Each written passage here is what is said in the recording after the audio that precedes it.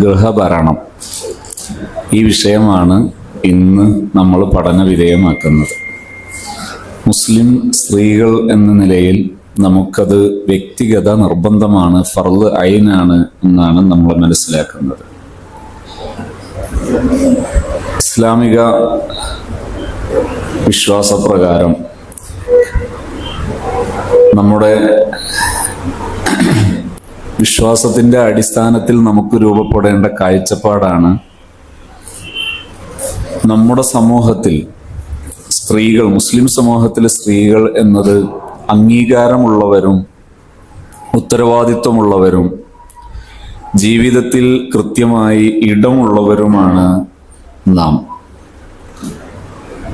പുരുഷന്മാർക്ക് പുരുഷന്മാരുടെ നേച്ചർ അനുസരിച്ച്, അവരുടെ പ്രകൃതം അനുസരിച്ചുള്ള ഉത്തരവാദിത്വങ്ങൾ പുരുഷന്മാരും, സ്ത്രീകളുടെ നേച്ചർ അനുസരിച്ചുള്ള ഉത്തരവാദിത്വങ്ങൾ സ്ത്രീകളും ഏറ്റെടുക്കുകയും അത് സന്തോഷപൂർവ്വം മുന്നോട്ട് കൊണ്ടുപോകാൻ കഴിയുക എന്നതുമാണ് നമ്മുടെ ഈ വിശ്വാസത്തിന്റെ അടിസ്ഥാനത്തിൽ നാം രൂപപ്പെടുത്തുന്ന, അല്ലെങ്കിൽ നമുക്ക് രൂപപ്പെടേണ്ട കാഴ്ചപ്പാട് അങ്ങനെയാണ്. ഇത് വ്യാഖ്യാനിച്ച് സ്ഥാപിച്ചെടുക്കേണ്ട ഒരു കാര്യമല്ല, മറിച്ച് അതൊരു യാഥാർത്ഥ്യമാണ്, അതൊരു അനുഭവമാണ്. ഇസ്ലാമികമായ ഏതൊരു ആദർശവും അത് മനുഷ്യൻ കൃത്യമായി വിലയിരുത്തിയാൽ ഒരു പ്രകൃതിയാ രൂപപ്പെടുന്ന ഒരു കാഴ്ചപ്പാടാണ് എന്ന് നമുക്ക് അനുഭവപ്പെടുന്നത് കാണാം, നമുക്കങ്ങനെ ഫീൽ ചെയ്യുന്നത് കാണാം. ഇപ്പൊ ഗൃഹഭരണം എന്നത് ഒരു ചെറിയ ഒരു പ്രൊഫഷൻ അല്ല, വളരെ മഹത്വമുള്ള, വലിയ മൂല്യമുള്ള ഒരു പ്രൊഫഷനാണ്. പ്രൊഫഷൻ ധാരാളമുണ്ട്. പ്രൊഫഷനും ജോബും തമ്മിൽ, രണ്ട് പ്രയോഗവും തമ്മിൽ വ്യത്യാസപ്പെടുന്നത്, ജോബ് എന്ന് പറഞ്ഞാൽ ശമ്പളം കിട്ടാൻ വേണ്ടി ജോലി ചെയ്യുന്നു, അതാണ് ജോബ്. പ്രൊഫഷൻ എന്ന് പറഞ്ഞാൽ ശമ്പളം കിട്ടാൻ വേണ്ടി ജോലി ചെയ്യുന്നു എന്നതിൻ്റെയും അപ്പുറം ഇതിൽ അപ്ഡേഷൻ എപ്പോഴും പ്രധാനമാണ്. അപ്ഡേഷൻ പ്രധാനമാണെന്ന് പറഞ്ഞാൽ സന്ദർഭോചിതമായി ഉയർന്ന് ചിന്തിച്ച് പ്രവർത്തിക്കൽ അനിവാര്യമാണ്.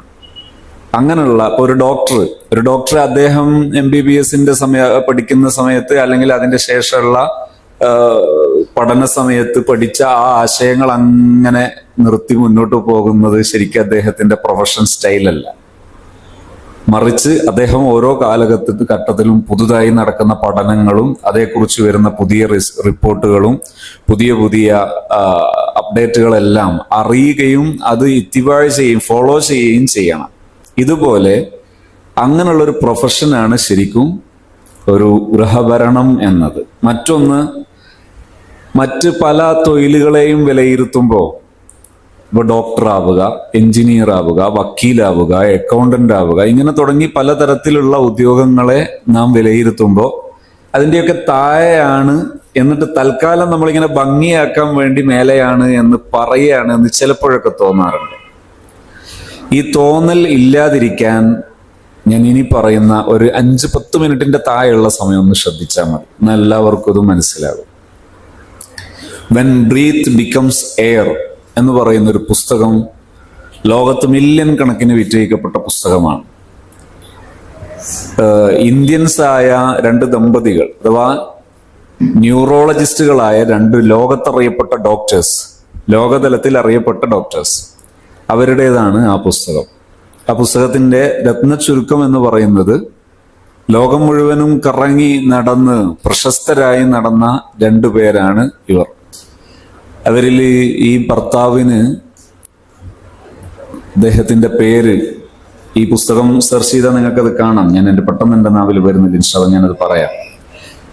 അദ്ദേഹം എഴുതിയ പുസ്തകത്തിൽ അദ്ദേഹം ഈ വിഷയങ്ങളൊക്കെ വിവരിക്കുന്നുണ്ട്. അദ്ദേഹം പറയുന്നത്, ഈ ഒരുപാട് രോഗികൾക്ക് ചികിത്സ നൽകിക്കൊണ്ടിരിക്കുന്നതിനിടയിൽ അദ്ദേഹത്തിന് രോഗം വന്നു. അദ്ദേഹത്തിന്റെ ലങ്സിന് ക്യാൻസർ വന്നു. ആ ക്യാൻസറിന് ട്രീറ്റ്മെന്റ് നടന്നുകൊണ്ടിരിക്കുകയാണ്.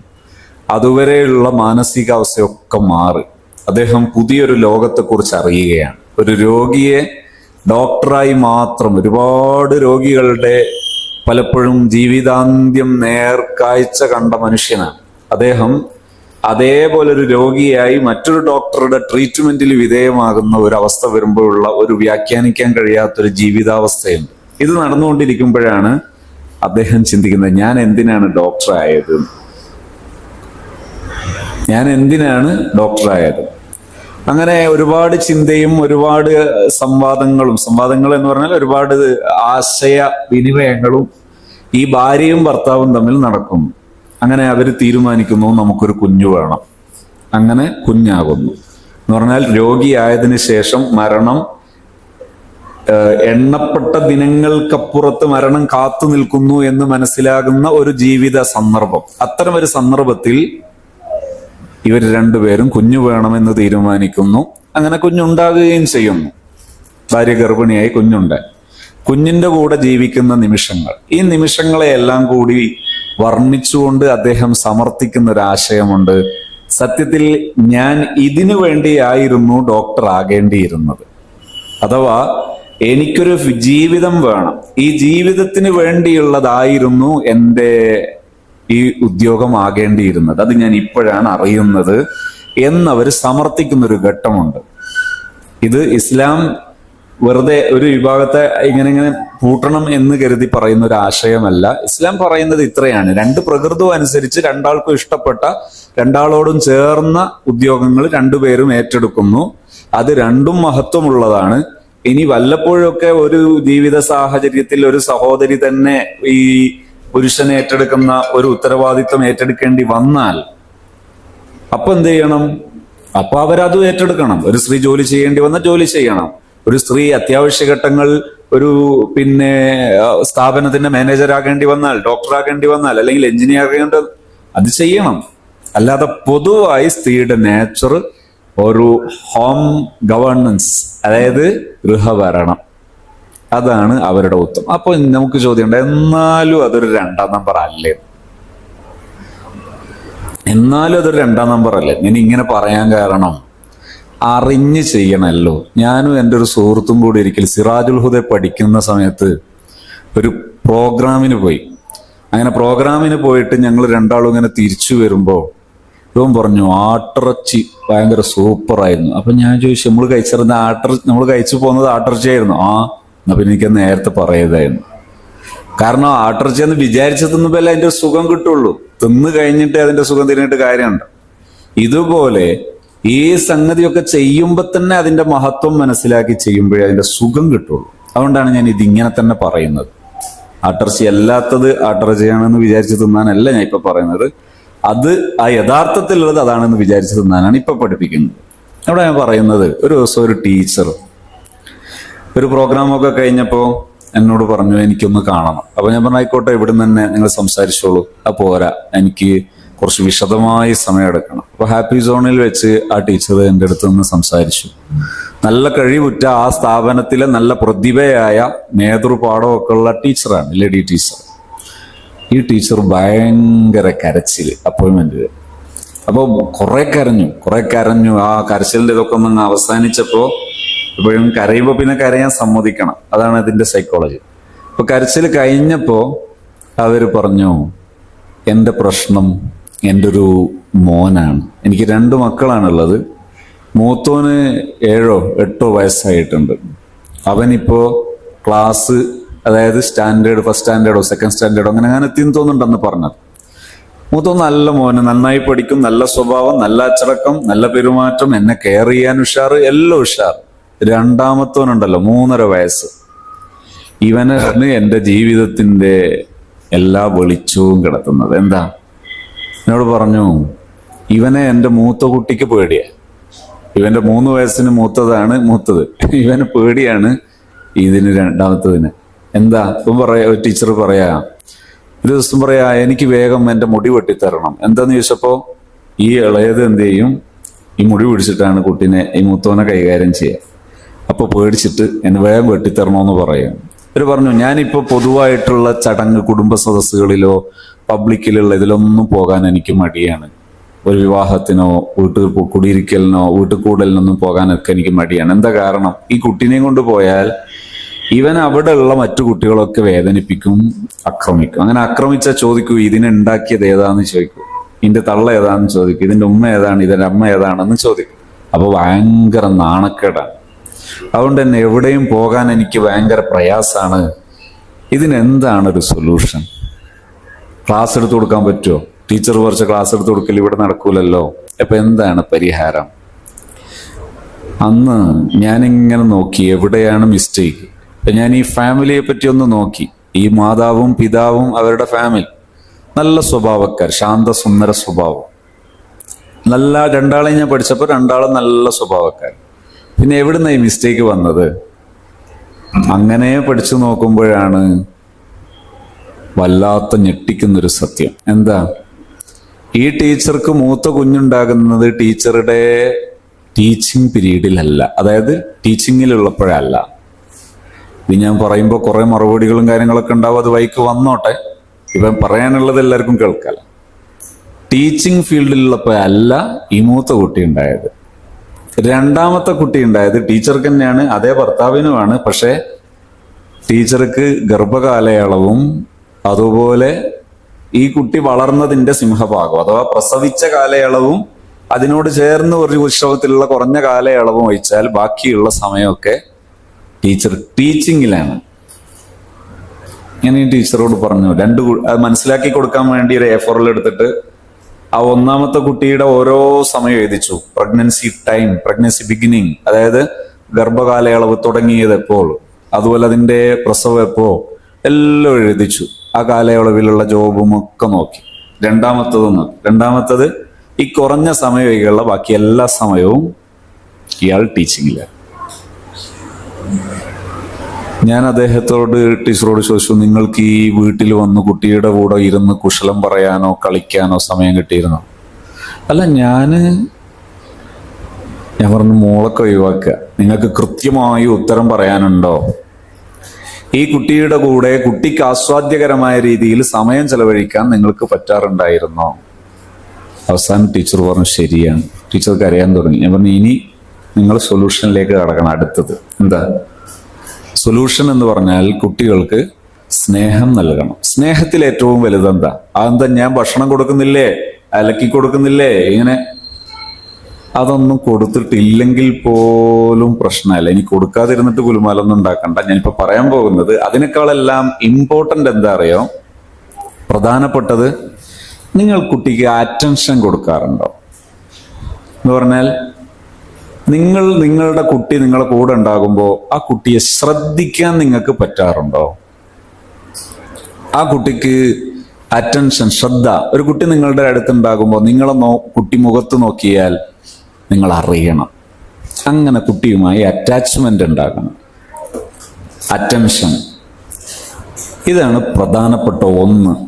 രണ്ടാമത്തതാണ്, നിങ്ങൾ പ്രഥമ ദൃഷ്ടിയാ കുട്ടികളോട് പുഞ്ചിരിക്കാറുണ്ടോ? വല്ലപ്പോഴും നിങ്ങൾക്കെല്ലാം കൂടി സ്വസ്ഥതയായി അപ്പോൾ പുഞ്ചിരിക്കലല്ല, കുട്ടിയെ പ്രഥമ ദൃഷ്ടിയെ കാണുമ്പോൾ നിങ്ങൾക്ക് കുട്ടിയെ മുഖത്ത് നോക്കി പുഞ്ചിരിച്ചൊന്ന് ഹഗ് ചെയ്യാൻ സമയം കിട്ടാറുണ്ടോ? രാവിലെ എഴുന്നേറ്റ് വരുമ്പോൾ നമ്മൾ ദോശക്കല്ലുമലുള്ളത്, അതിന്റെ ചൂടിലാണ്. അപ്പോ ഈ കുട്ടിയെ കാണാനോ കേൾക്കാനോ ഉള്ള ഒരു സന്മനസ് നമുക്കില്ല. നമ്മൾ എല്ലാ തിരക്കും ഒഴിഞ്ഞാലേ നമ്മൾ കുട്ടിയെ കാണുന്നുള്ളൂ.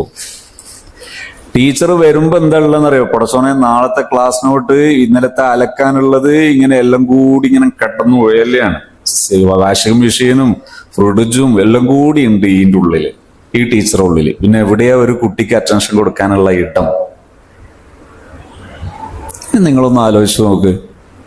ഇങ്ങനെയുള്ള കുട്ടി, ഈ കുട്ടി ഇപ്പൊ ഈ ടീച്ചർ കരഞ്ഞു മുഷിയാൻ കാരണം 3.5 വയസ്സായി. ഇത് 35 എങ്ങനെ ഉണ്ടാവും ആലോചിച്ച് നോക്ക് നിങ്ങൾ.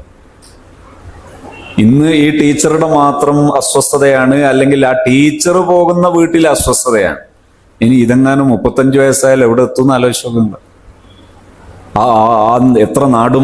എത്ര നാടുകൾ ഇതാകാൻ അത് ദുരന്തമാകാൻ അത് കാരണമാകും. അപ്പോ അവിടെയാണ് സെക്കൻഡ്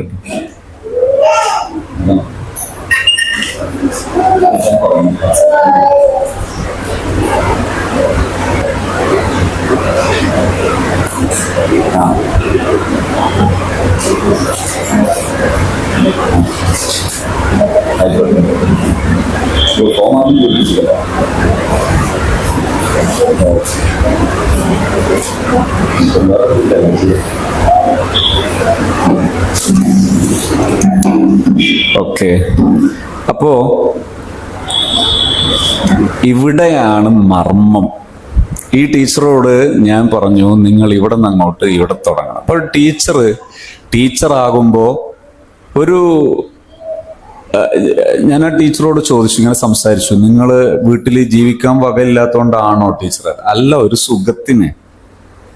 ഭർത്താവ് ജോലിക്ക് പോകുന്നുണ്ട്, അതുകൊണ്ട് ജീവിച്ചൊക്കെ പോകാൻ പറ്റൊരു സുഖത്തിന്. ഇപ്പൊ കിട്ടിയ സുഖത്തിന്, ആ സുഖത്തിന് പകരം കിട്ടിയ സുഖത്തിന്റെ ഒരു സുഖം തിരിഞ്ഞില്ല നിങ്ങൾക്ക് ഇപ്പൊ?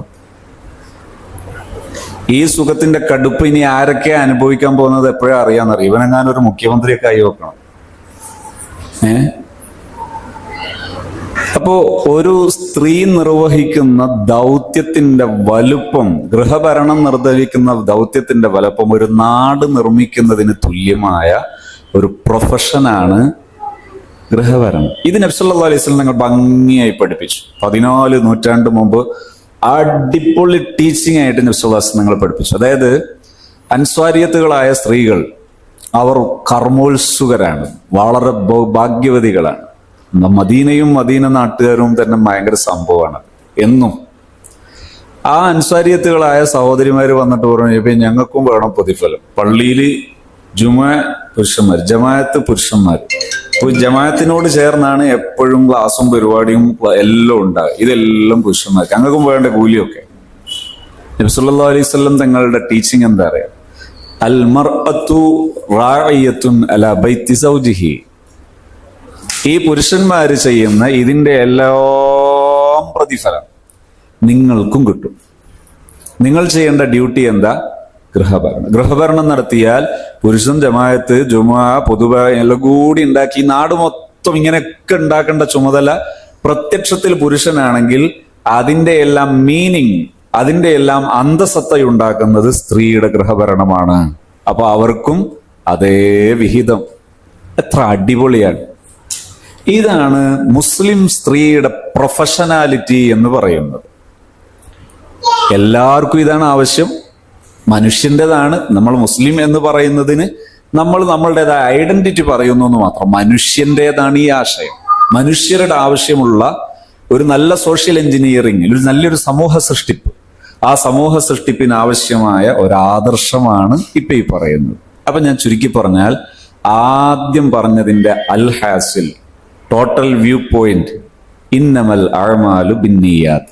ഇന്റൻഷനൽ വർക്ക്, ഉദ്ദേശ്യപൂർവം നാം നമ്മുടെ ഉത്തരവാദിത്വം ഏറ്റെടുക്കുകയാണെങ്കിൽ അവിടുന്ന് അങ്ങോട്ട് അടിപൊളിയായിരിക്കും നമ്മുടെ ലൈഫ്. ഇനി വീട്ടിലെ ജോലി വേഗം നടക്കാൻ, അതുപോലെ വീട്ടുജോലി ചെയ്താൽ ക്ഷീണമാകാതിരിക്കാൻ, ഇതിനെല്ലാം ഉണ്ടാകേണ്ടത് ഇതന്നെയാണ്. ഇപ്പൊ നിങ്ങൾക്ക് ഞാൻ ഒറ്റവാക്കിൽ പറഞ്ഞതിന് ശേഷം ജസ്റ്റ് ഒന്ന് അത് വിശദീകരിച്ച് വേഗം കംപ്ലീറ്റ് ചെയ്യും, ദീർഘിക്കൂല. ഇവിടുത്തെ ക്ലോക്കിനൊരു സുഖമുണ്ട്, 9:30 ഒരിക്കലും മാറൂല. ഇപ്പൊ വേറെ തന്നെ നോക്കാൻ നിങ്ങൾ അഥവാ വൈകിപ്പോയിട്ടുണ്ടെന്ന് ഓർമ്മിപ്പിച്ചു. അപ്പോ പിന്നെ എന്താണ് ഒന്നാമത്തേത്? ഞാൻ ചുരുക്കി പറയാം. ഈ പറയുന്ന വാചകം നിങ്ങൾ എവിടെയെങ്കിലും ഒക്കെ ഇങ്ങനെ ഇടക്കിടക്ക് എല്ലാ ദിവസവും ഒരു വട്ടം കേട്ടാൽ നല്ലതാണ്. ഞാൻ ഇപ്പൊ പറയാൻ പോകുന്നത് എന്താ അറിയോ? നിങ്ങൾ കുട്ടികൾ ക്രിക്കറ്റ് കളിക്കുന്ന കണ്ടിട്ടുണ്ടോ? ഞാൻ കണ്ടിട്ടുണ്ട്. സുബ്ഹാന റബ്ബി, ആ ക്രിക്കറ്റ് കളിക്കുന്ന സമയത്ത് ഇവര് റൺസ് എടുക്കാൻ ഓട്ടുന്ന ഓട്ടങ്ങാനും നേരെ ഓടിയിട്ടുണ്ടെങ്കിൽ തിരുവനന്തപുരത്ത് എത്തിയിട്ടുണ്ട്. അമ്മാതിരി ഓട്ടം ഓടും. എന്നാ ഈ ഓട്ടം തീർത്തോടി വേറത്ത് കുളിച്ച് വശ എന്നാ എന്തെങ്കിലും ഒരു ടെൻഷൻ അവർക്കുണ്ടോ? അതിന്റെ 4/1 നമ്മൾ ഓടിയിട്ടുണ്ടാവൂല. നമ്മളും ചിലപ്പോഴൊക്കെ പറയും, ഞാൻ ഇന്ന് നടത്തങ്ങാനും നടന്നിട്ടുണ്ട്, അങ്ങ് കൊച്ചിയിലെത്തിയിട്ടുണ്ടാവുന്നല്ലോ പറയും, എന്നാലും തിരുവനന്തപുരം എത്തൂല. അപ്പോ അത്ര കുറയുണ്ട്. പക്ഷെ നമുക്കെന്ത് ക്ഷീണമെന്നറിയാം. നിങ്ങൾക്കല്ല കേട്ടോ, വേറെ ചില നാട്ടിലെ വേറെ ചില സഹോദരിമാർക്കൊക്കെ ജോലി ചെയ്താൽ ഭയങ്കര ക്ഷീണമാണ്. ഈ ക്ഷീണമാകുന്നുണ്ടെങ്കിൽ നമ്മുടെ ഇന്റൻഷനൽ മൂവിങ് അല്ല, ഉദ്ദേശ്യപൂർവ്വമുള്ള നിയത്തനുസരിച്ചുള്ള, നിയത്തിനോട് കൂടെയുള്ള അമലല്ല എന്ന് ചുരുക്കം. ഇന്നമൽ അഅ്മാലു ബിന്നിയാത്ത്. അപ്പൊ ഇന്റൻഷനലോടുകൂടി, അതായത് ഒരു ഉദ്ദേശ്യപൂർവമായി ഇടപെടാൻ പറ്റുമെങ്കിൽ ജോലി കഴിഞ്ഞാൽ ഒരു ഉന്മേഷം കൂടി, വേർപ്പല്ലൊന്ന് കുളിച്ചു കഴിഞ്ഞാണ്ടല്ലോ ഒരു 1.5 ഉന്മേഷം ഉണ്ടാവും. ഇതാണ് ഇതിന്റെ. ഞാൻ ഇനി അവസാനം വരെ ക്ലാസ് എടുത്താൽ, ഇനി എല്ലാവരും 4 ദിവസം അല്ല 40 ദിവസം ക്ലാസ് എടുത്താലും അതിന്റെ ടോട്ടൽ ഇതാണ്. എന്താ ഞാൻ പറഞ്ഞത്? ജോയ്ഫുൾ ആയിട്ട് ചെയ്യാൻ പറ്റും നമ്മുടെ ഉദ്ദേശ്യം റെഡിയാണെങ്കിൽ.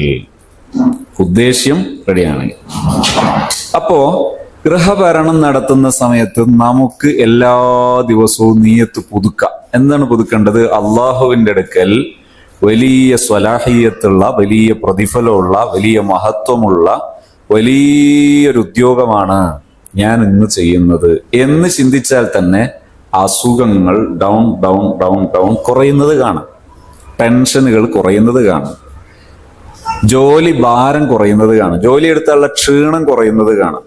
4 പ്ലേറ്റ് കഴുകുന്നത് 6 പ്ലേറ്റ് ആയാൽ അന്ന് സുബ്ഹാനല്ലാഹ് അടുക്കളന്റെ വഴി കൂടെ പോകാൻ പറ്റൂല, അമ്മാതിരി ചൂടുണ്ടാവും ചില സ്ഥലത്തൊക്കെ. അതേസമയം ഈ നിയ്യത്തുണ്ടെങ്കിലോ 4 8 കഴിയാവുന്നൊരു ഉന്മേഷം കൂടുതലാണ്, ഒരു പ്രശ്നം ഉണ്ടാവില്ല. അപ്പോ അറിഞ്ഞും ആസ്വദിച്ചും നാം ചെയ്യേണ്ട ഒരു ജോബാണ് ഹോം ഗവേണൻസ് എന്ന് പറയുന്നത്. ഇനി ഗൃഹഭരണത്തിന്റെ പ്രധാനപ്പെട്ട ലക്ഷ്യങ്ങൾ: 1, അള്ളാഹുവിന്റെ തൃപ്തി നേടുക. ഈ അള്ളാഹുവിന്റെ തൃപ്തി നേടുക എന്ന് പറയുന്നത് നമുക്ക് ഭൗതികമായി ജീവിക്കുന്ന ഒരാളോടും പറയാവുന്ന ഒരു സൈക്കോളജിക്കൽ കോണ്ടെക്സ്റ്റ് ഉണ്ട് അവിടെ. അതെന്താ അറിയോ? ഞാൻ ഈ പ്രപഞ്ചത്തിന്റെ ഓദറുടെ ആളാണ്. ഈ പ്രപഞ്ചം ഇങ്ങനെ പഠിച്ചു നോക്ക് നിങ്ങള്. ഭൂമിയുടെ പുറത്ത് ഗോളം, ഇങ്ങനെ ഭയങ്കര സംഭവമാണ്. മനസ്സിലാണെങ്കിൽ ഇടയ്ക്കൊന്ന് നമ്മളെ കോഴിക്കോട് പ്ലാനറ്റോറിയത്തിൽ ഒന്ന് പോകണം. പ്ലാനറ്റോറിയത്തിൽ പോയി ഒന്ന് കണ്ടാൽ നല്ലതാണ്. ഞാൻ അതിന്റെ കമ്മീഷനൊന്നും ഇല്ല, ജസ്റ്റ് ഒന്ന് പറഞ്ഞതാണ്, കണ്ടാൽ നല്ലതാണ്. അപ്പൊ എന്ത് മനസ്സിലാവുന്നറിയോ? ഇങ്ങനെയൊക്കെയാണ് ഈ പ്രപഞ്ചം നടക്കുന്നത്. ഇങ്ങനെയൊക്കെ നടക്കുന്ന പ്രപഞ്ചത്തിൽ ഒരാളാണ് ഞാൻ. ഈ പ്രപഞ്ചം പഠിച്ചു നോക്കിയാൽ അതൊന്ന് ലോക്ക് ചെയ്ത്, അല്ലെങ്കിൽ അതിന്റെ ഓണ്. ഈ പ്രപഞ്ചത്തിലെ ഇത്രയും വലിയ പ്രതിഭാസങ്ങൾ ഒരാൾ പുറത്തന്നെ നിന്നട്ടോ.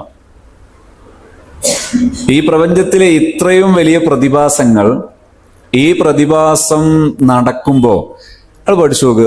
ആകാശത്തിന് വേറെ ഏതെങ്കിലും വിഭാഗത്തിലൊരു മലക്കുകളുണ്ടോ, അല്ല ഒരു മന്ത്രിയോ രാജാവോ ഉണ്ടോ?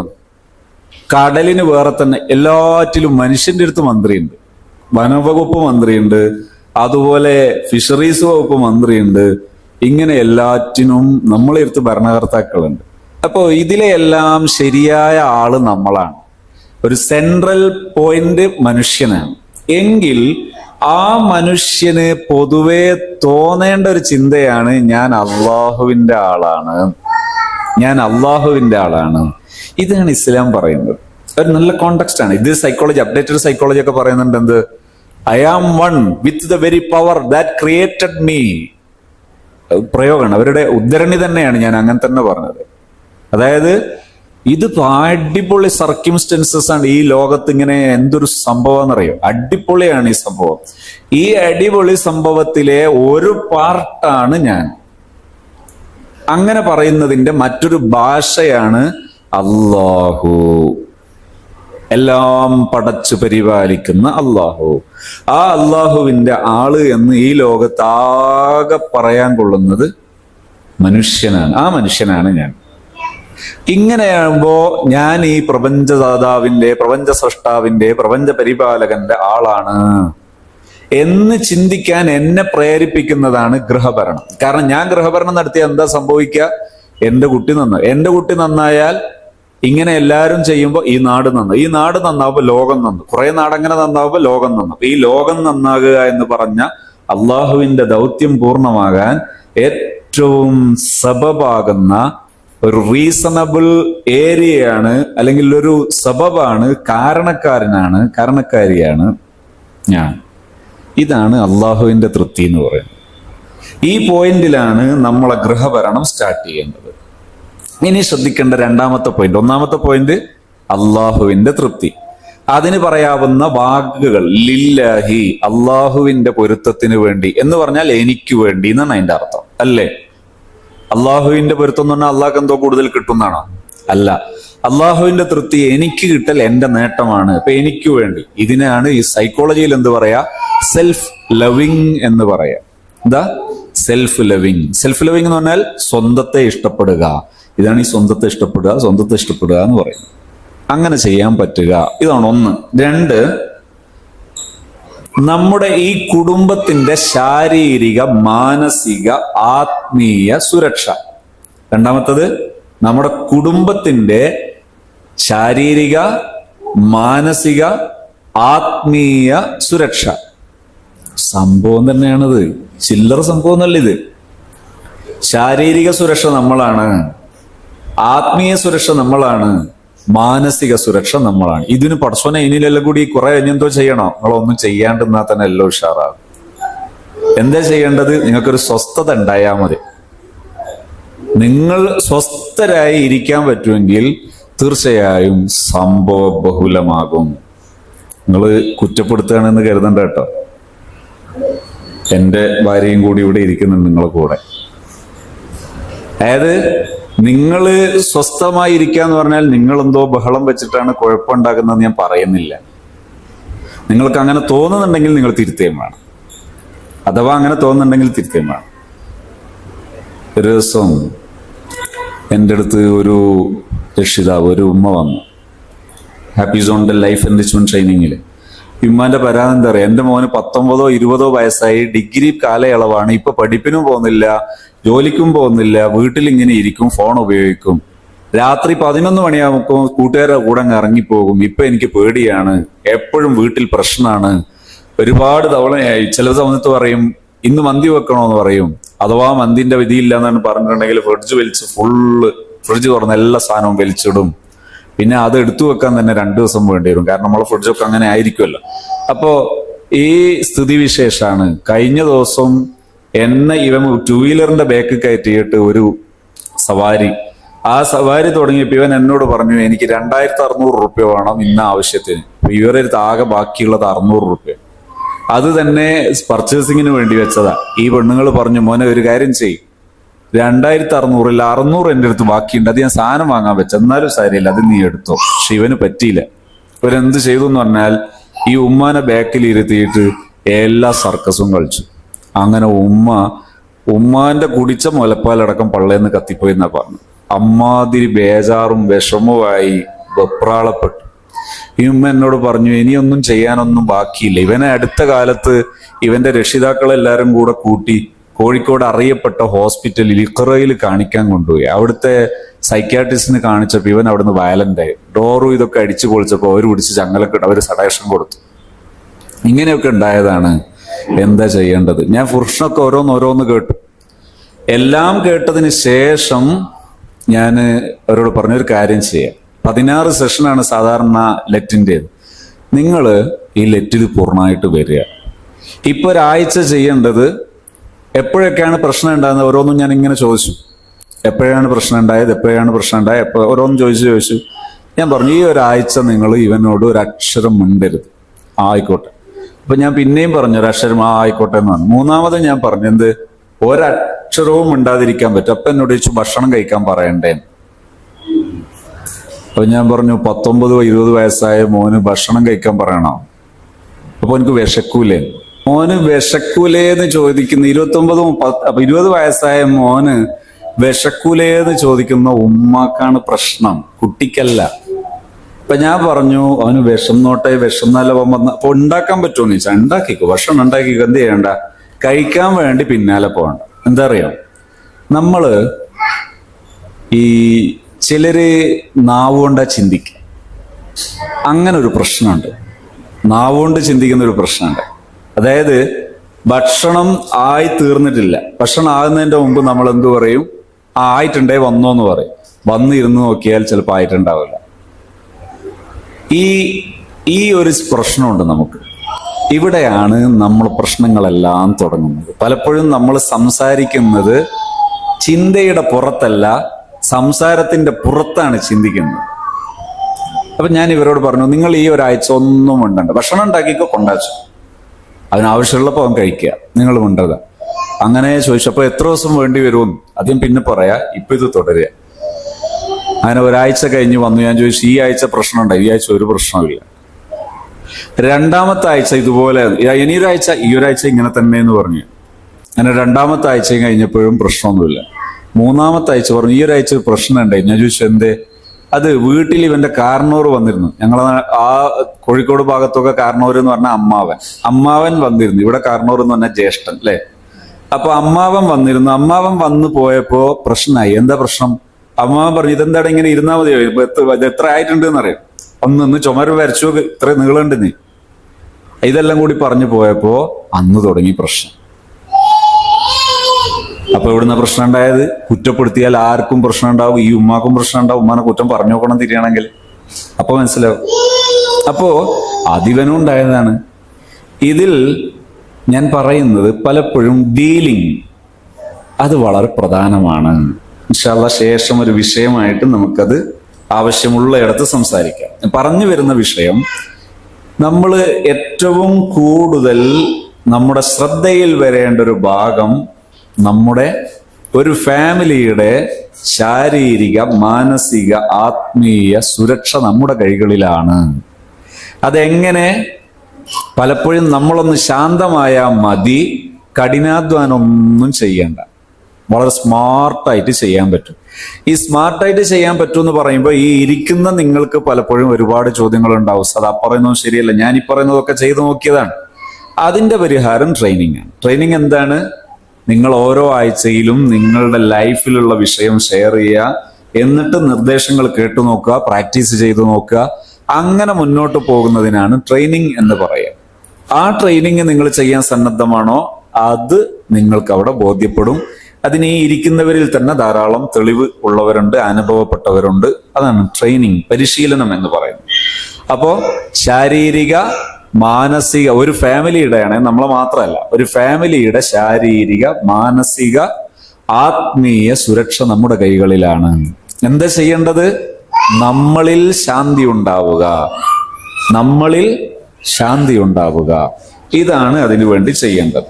എങ്ങനെയെന്നുള്ളതൊക്കെ ഇൻഷാ അല്ലാഹ് ഞാനത് അതിന്റെ ഒരു ആവശ്യമായ ഒരു അളവിൽ പറഞ്ഞ് ഒരു കുറഞ്ഞ സമയം കൊണ്ട് ഞാനത് അവസാനിപ്പിക്കും. ഇന്ന് 1 മണി മുതൽ ഇവിടെ തന്നെ നമുക്ക് മുദരിസുമാരുടെ മറ്റൊരു ട്രെയിനിങ് നടക്കാനുള്ളത് കൊണ്ട് ഇവിടെ അല്ല, മലപ്പുറത്ത് തൊട്ടടുത്തൊരു ബിൽഡിങ്ങിൽ തന്നെ നമുക്ക് മറ്റൊരു സെഷൻ നടക്കാനുള്ളത് കൊണ്ട് നീളമൊന്നുമില്ല, നിങ്ങൾക്ക് കറക്റ്റ് സമയത്ത് പിരിയും. മൂന്നാമത് ഉള്ള കാര്യം, ശാന്തതയും സ്നേഹവും നിറഞ്ഞു നിൽക്കുന്ന കുടുംബ അന്തരീക്ഷം. ശാന്തതയും സ്നേഹവും, സ്നേഹം എന്ന് പറഞ്ഞാൽ നമുക്ക് ബാക്കിയുള്ളവരോട് മാത്രമല്ല, എല്ലാവർക്കും പരസ്പരം സ്നേഹമുള്ള ശാന്തതയുള്ള അവസരം. നാലാമത്തത് സന്തുലിതമായ സാമ്പത്തികം. മൂന്നാമത്തത് ശാന്തതയും സ്നേഹവും കുടുംബാന്തരീക്ഷത്തിൽ നിറഞ്ഞു നിൽക്കുക. നാലാമത്തത് സന്തുലിതമായ സാമ്പത്തികം. എന്താണ് സന്തുലിതമായ സാമ്പത്തികം എന്ന് പറഞ്ഞാൽ? സാമ്പത്തികം നമ്മുടെ ജീവിതത്തിന് അനുയോജ്യമായ രീതിയിൽ സെറ്റ് ചെയ്യുക എന്നുള്ളത് നമ്മുടെ ഒരു കഴിവാണ്, ഗൃഹഭരണത്തിന്റെ കഴിവാണ്, ഗൃഹഭരണത്തിന്റെ കഴിവാണ്. അഞ്ചാമത്തത് ഒരു ജനറേഷൻ തന്നെ എല്ലാ സൽഗുണങ്ങളും ഒത്തവരാക്കി മാറ്റുക. ഒരു ജനറേഷൻ, നമ്മളെ സ്വന്തം മക്കൾ മാത്രമല്ല, ഈ മക്കളുടെ അടുത്ത ജനറേഷനിലേക്ക് തന്നെ ഈ സൽഗുണങ്ങളെ നമുക്ക് ട്രാൻസ്ഫർ ചെയ്യാൻ, കൈമാറ്റം ചെയ്യാൻ കഴിയുക. ഈ 5 ഗുണങ്ങളാണ് ശരിക്കൊരു ഗൃഹഭരണം കൊണ്ട് നടക്കേണ്ടത്. അല്ലാതെ രാവിലെ പത്തിരി, ഉച്ചക്ക് ചോറ്, വൈകുന്നേരം കടി, രാത്രി ചപ്പാത്തി പ്ലസ് കറിയും, ഇതല്ല ഗൃഹഭരണം. ഗൃഹഭരണം എന്ന് പറയുന്നത് ഇതാണ്, ഈ പറയുന്ന രീതിയിൽ നടക്കുന്നതിനാണ് ഗൃഹഭരണം എന്ന് പറയുന്നത്. അപ്പോ അതിനുവേണ്ടി നാം സന്നദ്ധമാവുക. ഇനി ഞാൻ നിങ്ങൾക്ക് ഇതിലൊക്കെ ചോദ്യങ്ങളൊക്കെ ഉണ്ടെങ്കിൽ എല്ലാം ചോദ്യങ്ങളൊക്കെ ചോദിക്കാനുള്ള സ്വാതന്ത്ര്യം ഉണ്ട് കേട്ടോ. അഞ്ചാമത്തത് സൽഗുണങ്ങളുള്ള തലമുറയെ വളർത്തുക. ഇത് ഗൃഹഭരണത്തിന്റെ നേട്ടമാണ്. 5 ഗുണങ്ങൾ.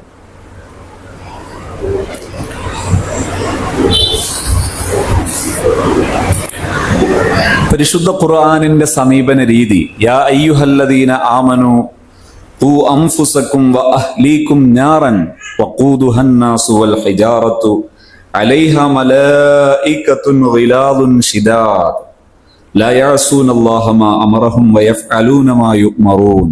സൂറത്തുൽ തഹ്രീം. എന്താണ്? 6-ാമത്തെ ആയത്താണത്. സത്യത്തിൽ ഒരു കുടുംബ ഭരണം നടത്തുന്ന സമയത്ത് നാം നമ്മുടെ കുടുംബാംഗങ്ങൾക്ക് സ്വർഗം നേടാൻ അതിൻ്റെ പ്രധാന ചേതോവികാരം, അതിൻ്റെ സ്രോതസ്, അതിൻ്റെ മോട്ടിവേഷൻ കേന്ദ്രം നമ്മളാണ്. ഇത് പറയുമ്പോൾ നിങ്ങൾക്ക് റിസ്ക് ഉണ്ടെങ്കിൽ അത് ഒറിജിനൽ അല്ല, റിസ്ക് ഇല്ലാതെ ആസ്വദിച്ച് നടക്കും. ഇതിനെന്തൊക്കെയാണ് ഉണ്ടാകേണ്ടത്? ഇതിന് ഉണ്ടാകേണ്ട പ്രധാനപ്പെട്ട കാര്യങ്ങൾ ഞാൻ ചെറിയൊരു ഹദീസ് കൂടി ഇവിടെ ഉദ്ധരിക്കാം. ഇമാം ബുഖാരി റളിയല്ലാഹു അൻഹു ഉൾപ്പെടെയുള്ള വലിയ മഹാന്മാരൊക്കെ ഉദ്ധരിച്ച ഹദീസ് കൂടിയാണ്. അബ്ദുല്ലാഹ് ഇബ്നു ഉമർ റളിയല്ലാഹു അൻഹു ഉദ്ധരിക്കുകയാണ്. യഖൂലു സമഅതു റസൂലല്ലാഹി സ്വല്ലല്ലാഹു അലൈഹി വസല്ലം യഖൂൽ കുല്ലുക്കും റാഇൻ വകുല്ലുക്കും മസ്ഊലുൻ അൻ റഇയതിഹി അൽ ഇമാമു റാഇൻ വൽ മസ്ഊലു വൽ ഇമാമു റാഇൻ വമസ്ഊലുൻ അൻ റഇയതിഹി വറജുലു റാഇൻ ഫീ അഹ്ലിഹി വഹുവ മസ്ഊലുൻ അൻ റഇയതിഹി വൽ മർഅതു റാഇയത്തുൻ ഫീ ബൈതി സൗജിഹാ വൽ മസ്ഊലത്തുൻ അൻ റഇയതിഹാ വൽ ഖാദിമു റാഇൻ ഫീ മാലി സയ്യിദിഹി വമസ്ഊലുൻ അൻ റഇയതിഹി. എല്ലാവർക്കും ഉത്തരവാദിത്വങ്ങളുണ്ട്. ഭരണകർത്താക്കൾക്ക് ഉത്തരവാദിത്വമുണ്ട്, പുരുഷന് ഉത്തരവാദിത്വമുണ്ട്, സ്ത്രീക്ക് ഉത്തരവാദിത്വമുണ്ട്. ഉത്തരവാദിത്വം എന്ന് പറയുമ്പോൾ ചിലരൊക്കെ കരുതുന്നത് തലയിലിടലാണെന്ന്. അതൊരു ഉത്തരവാദിത്വം തലയിൽ വെച്ചു കൊടുക്കാണ്. ആണോ? അല്ല. ഈ ഉത്തരവാദിത്വങ്ങാനും ഇല്ലെങ്കിലുണ്ടല്ലോ, ഇതിനോളം വലിയ കുലുമാല് വേറൊന്നുമില്ല. കഴിഞ്ഞ ദിവസം ഒരാൾ വിദേശത്തുനിന്ന് വന്ന് വീട്ടിലാകെ കുലുമാലായി എന്നെ വിളിച്ചു. ഉസ്താദേ, ഞാനിങ്ങനെ നിങ്ങളെ മറ്റേ ഇവിടുത്തെ ക്ലാസ്സില്ല അത് കണ്ടിട്ട് വിളിക്കുകയാണ്, എനിക്ക് വല്ലാത്തൊരു പെടാപ്പെടല ഞാൻ പോട്ടെ, വിദേശത്തുനിന്ന് വരണ്ടായിരുന്നു.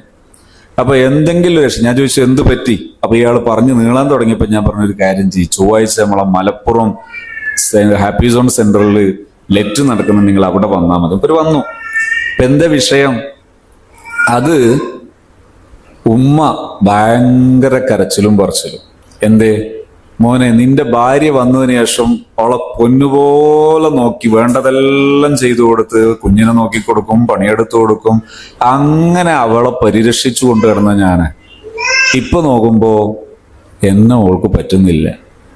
എന്തേ വിഷയം? ഇവര് രണ്ടാളും വീട് മാറി താമസിച്ചു, വേറെ ആരും ഇല്ല. അതായത് ഈ മോനേ ഉള്ളൂ, ഈ മോന്റെ കൂടെയാണ് ഉമ്മ താമസിക്കേണ്ടത്. ഈ വീട് മാറി താമസിച്ച സമയത്ത് ഇയാളുടെ വീട്ടിലേക്ക് ഈ ഉമ്മ വന്നാൽ ഉമ്മാക്ക് കാര്യമായിട്ട് എന്താ, വന്നാൽ ചായ കൊടുക്കും, അതുപോലെ ആവശ്യമുള്ളതെല്ലാം കൊടുക്കുന്നുണ്ട്. പക്ഷെ ഈ ഉമ്മാക്ക് എന്ത് ഫീൽ ചെയ്യുന്നില്ല, ഞാനിവിടുത്തെ ആരാ ഫീൽ ചെയ്യുന്നില്ല. വലിയ പ്രശ്നമാണത്. അപ്പൊ ഒരാൾക്ക് ജീവിതത്തിലൊരു മസ്ഊലിയത്തില്ലെങ്കിൽ, ഒരു റെസ്പോൺസിബിലിറ്റി ഇല്ലെങ്കിൽ ഭയങ്കര ശൂന്യതയായിരിക്കും. ഞാൻ നിങ്ങളോട് പറയാണ്, ഒരു മാസം ഇതാ ഈ റൂമിൽ ഇവിടെ കിടക്കുക, ഇവിടെ ഇരിക്കുക, ഭക്ഷണം കഴിക്കുക, നിസ്കരിക്കുക, ഉറങ്ങുക, വേറെ ഒരു പണിയും ഇല്ല എന്ന് പറഞ്ഞോട്ടെ, പടച്ചോനെ ഇവിടുന്ന് എങ്ങനെയെങ്കിലും ഒന്ന് എന്നെ രക്ഷപ്പെടുത്തി തരണമെന്ന് പറയൂലേ? ഇതിനെ ജയിലിൽ എന്ന് പറയാം. അവിടെ കിടക്കാൻ സ്ഥലം ഉണ്ടാവും, ഭക്ഷണം ഉണ്ടാവും, കാര്യമായിട്ട് ജോലി ഉണ്ടാവില്ല എന്നുള്ള പ്രശ്നമാണ്. ചിലയിടത്ത് ജോലിയൊക്കെ ഉണ്ടാവും, ജയിലിൽ വ്യത്യാസങ്ങൾ ഉണ്ടാവും. ഏതായാലും ഇതാണ് പ്രശ്നം. അപ്പൊ മസ്ഊലിയത്ത് എന്ന് പറയുന്നത് എന്താ? ഒരു മകൻ നന്നാകാൻ ഞാനാണ് കാരണം, ഭർത്താവ് നന്നാകാൻ ഞാൻ കാരണമാണ്, എന്റെ ഫാമിലിയിൽ ശാന്തത ഉണ്ടാകാൻ ഞാൻ കാരണമാണ്, ഇവരൊക്കെ ആഹാരം കഴിക്കുന്നത് ഞാനാകാൻ എനിക്ക് അവസരമുണ്ട്. ഞാൻ പറയുന്നത് ശ്രദ്ധിക്കണം. ഇവരൊക്കെ ഭക്ഷണം കഴിക്കുന്നതിന് സബബാകാൻ എനിക്ക് അവസരമുണ്ട്.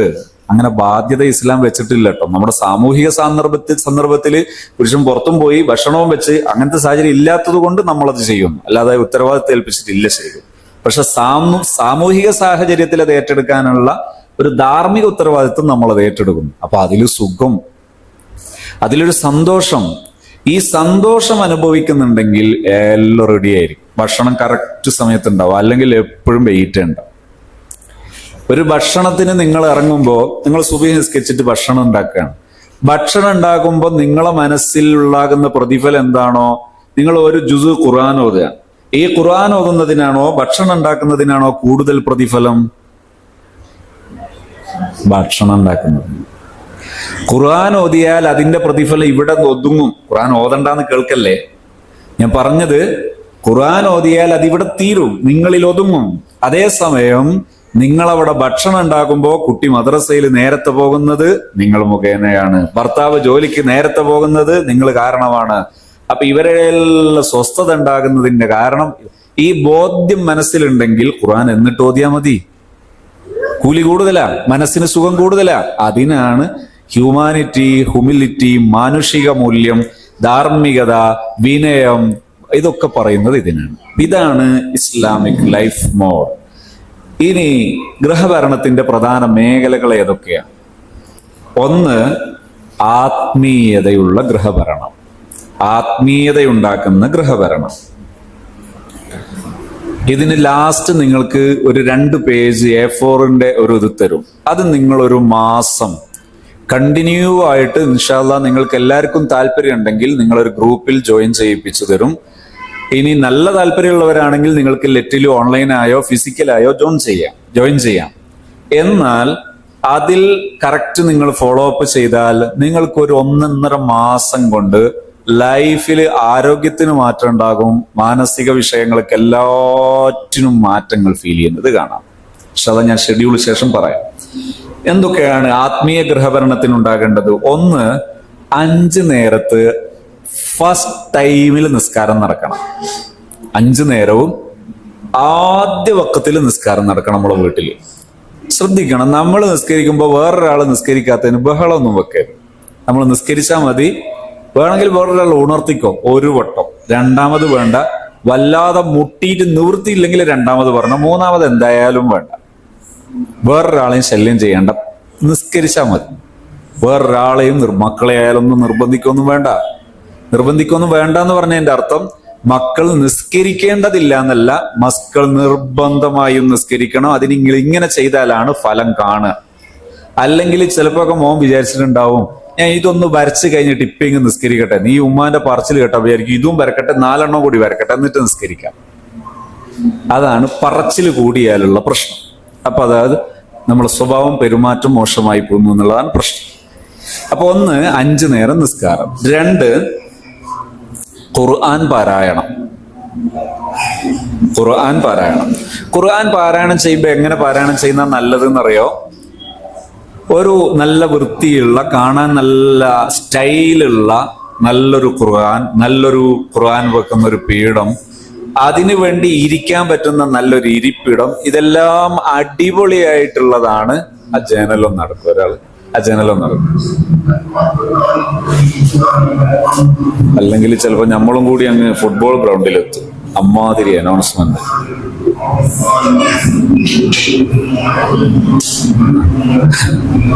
ഇത് കൂട്ടും കൊണ്ട് തുറന്നതാണോ അത്? അവസ്ഥ.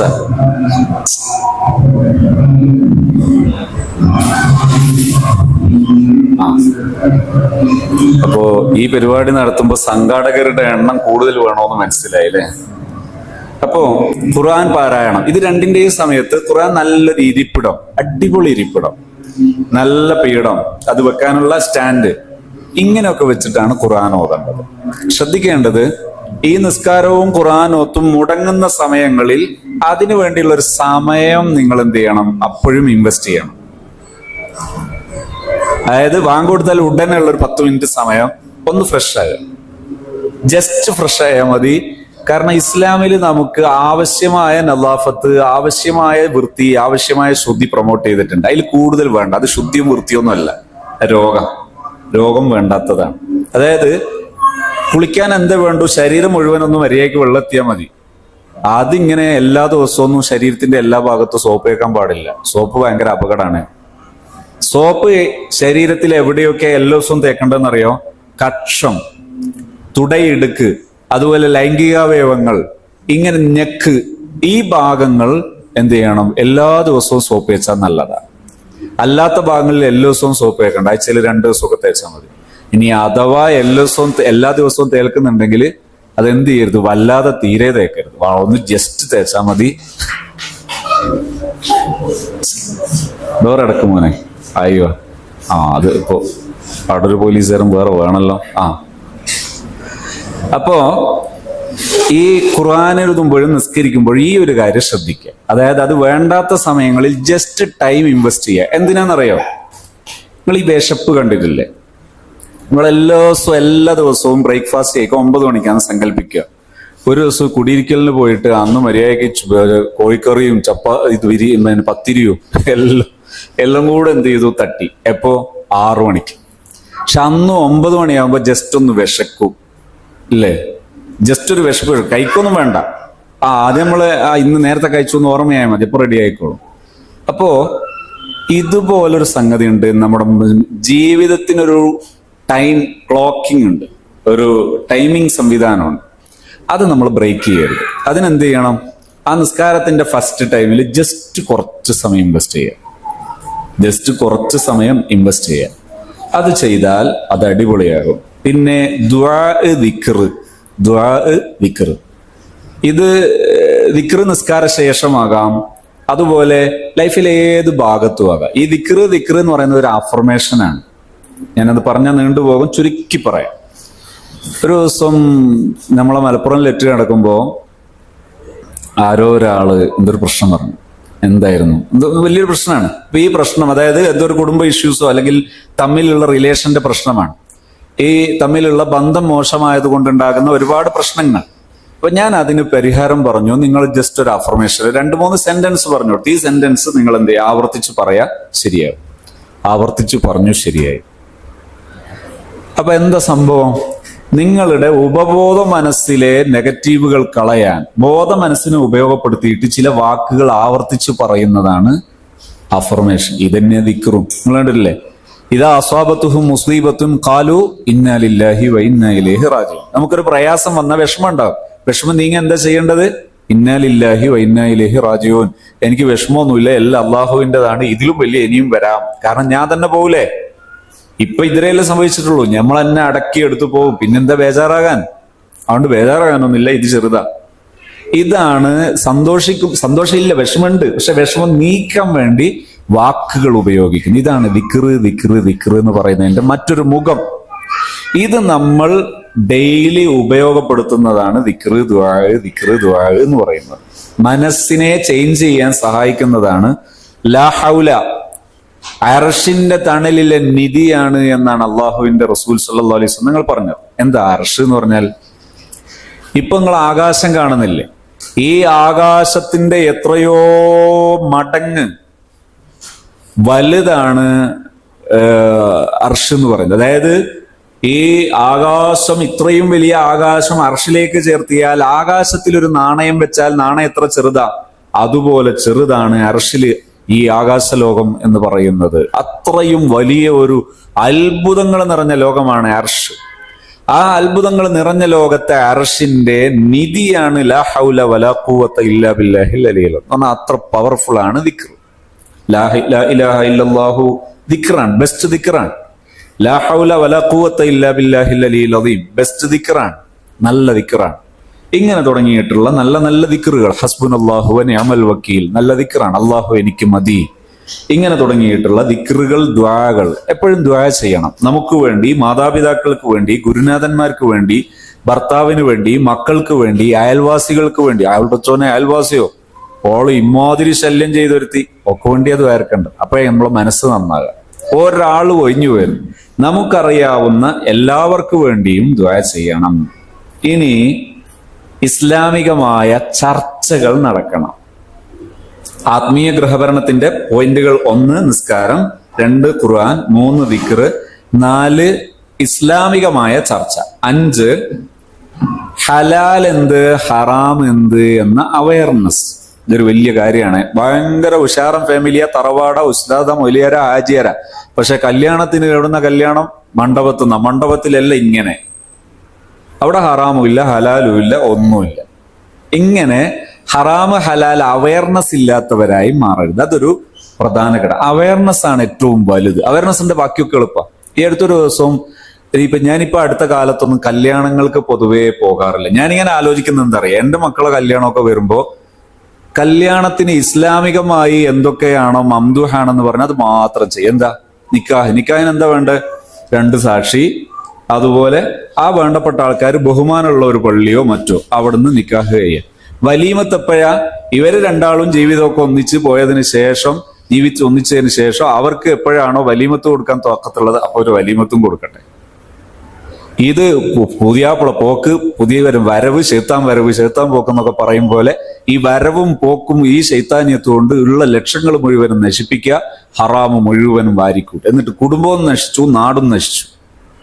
ഇങ്ങനെ ഒരു വിവാഹം എവിടെയാ ഇസ്ലാം പ്രോത്സാഹിപ്പിച്ചത്? ഇസ്ലാമിലില്ല. നല്ലൊരു സാമൂഹ്യ സൃഷ്ടിപ്പിൽ ഇത് ആവശ്യമേ ഇല്ല, തിരുത്തേണ്ടതാണ്. നല്ലൊരു ഫാമിലി കല്യാണം നടക്കുകയാണ്, എൻഗേജിങ്ങിന് പോവാണ്. എൻഗേജിന് പോകുമ്പോൾ എങ്ങനെയാ? ഇവൻ പോയി ഓളയും കൂട്ടി സ്റ്റേജ് പോലെ കൂട്ടിയിട്ട് മാല ഇടല്, പിടിച്ച് കറക്കല്, ഇവരെയൊക്കെ മാനസിക രോഗത്തിന് ആശുപത്രിയിൽ അഡ്മിറ്റ് ചെയ്യേണ്ട കാലം അതിക്രമിച്ചു പോയിട്ടുണ്ട്. ഇതൊക്കെയാണ് മാനസിക രോഗം. വിവാഹം സെറ്റ് ചെയ്യുന്നതിന്റെ മുമ്പ് ഇവന്റെ ആദർശം അനുസരിച്ച് ഹറാമാണെന്ന് വിശ്വസിക്കുന്നത് ഇവിടെ ഖുർആൻ പഠിപ്പിക്കുന്ന ടീച്ചറുണ്ട് മുമ്പില്. ഇങ്ങനെ അധപ്പതിക്കുന്നത്, ഹറാം ഹലാൽ അവയർനെസ് എന്ന് പറയുന്നത്, ബോധ്യം എന്ന് പറയുന്നത് സമൂഹത്തിൽ നിന്ന് നഷ്ടപ്പെടുമ്പോഴാണ് ആത്മീയ ഗൃഹാന്തരീക്ഷം നഷ്ടപ്പെടുന്നത്. ഇനി അടുത്തത് 5-ാമത്തെ ഭാഗം, സാമ്പത്തിക ഗൃഹഭരണം. സാമ്പത്തിക ഗൃഹഭരണം, ഇതിൽ ശ്രദ്ധിക്കേണ്ട കാര്യങ്ങൾ: 1, വരുമാനം എപ്പോഴും ഹലാലാകണം എന്നതിൽ ഒന്നാമത്തെ ചിന്ത നമുക്കായിരിക്കണം. ഒരു ദിവസം എന്നോടൊരാൾ പറഞ്ഞു, നല്ല സാമ്പത്തിക വരുമാനമൊക്കെ ഉള്ള ആളാട്ടോ, അയാള് തീരെ സാമ്പത്തിക ശുദ്ധി കാണിക്കാതിരിക്കുന്ന ഒരു ഘട്ടം വന്നപ്പോ ഒരാൾ എന്നോട് പറഞ്ഞു, നിങ്ങൾ അടുത്ത ആളല്ലേ മൂപ്പര്, നിങ്ങളൊന്ന് പറയണം. അപ്പൊ ഞാൻ അദ്ദേഹത്തോട് സംസാരിച്ചു. അദ്ദേഹം പറഞ്ഞു, ഞാൻ കുറേയൊക്കെ ശ്രദ്ധിച്ചിരുന്നു, പക്ഷെ എന്റെ കയ്യിൽ നിന്ന് പോയി. ഞാൻ ചോദിച്ചു, എന്തു പറ്റി? അത് വീട് ഞാൻ എടുത്തു, അത്യാവശ്യം കുഴപ്പമില്ലാത്ത വരുമാനം എനിക്കുണ്ട്, ഒരു നല്ലൊരു വരുമാന സ്രോതസ്സുണ്ട്. അങ്ങനെ ഞാൻ വീടെടുത്ത് എല്ലാം കൂടെ അതിന്റെ കടം തീരാൻ ഒരു 1-2 കൊല്ലം മതി. ആ സമയത്താണ് ഭാര്യ പറയുന്നത്, ഒരു ആല വേണം.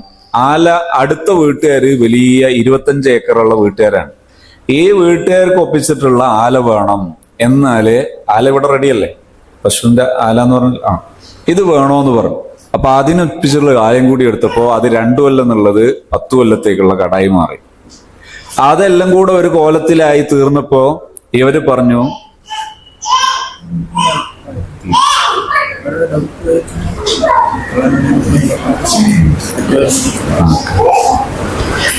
ഇത് കഴിഞ്ഞപ്പോ ഇവര് പറഞ്ഞു, ഇനി എന്തു വേണം, ബാക്കില് ഒരു കൂടയും കൂടി എക്സ്ട്രാ വേണം. എന്തിനാ?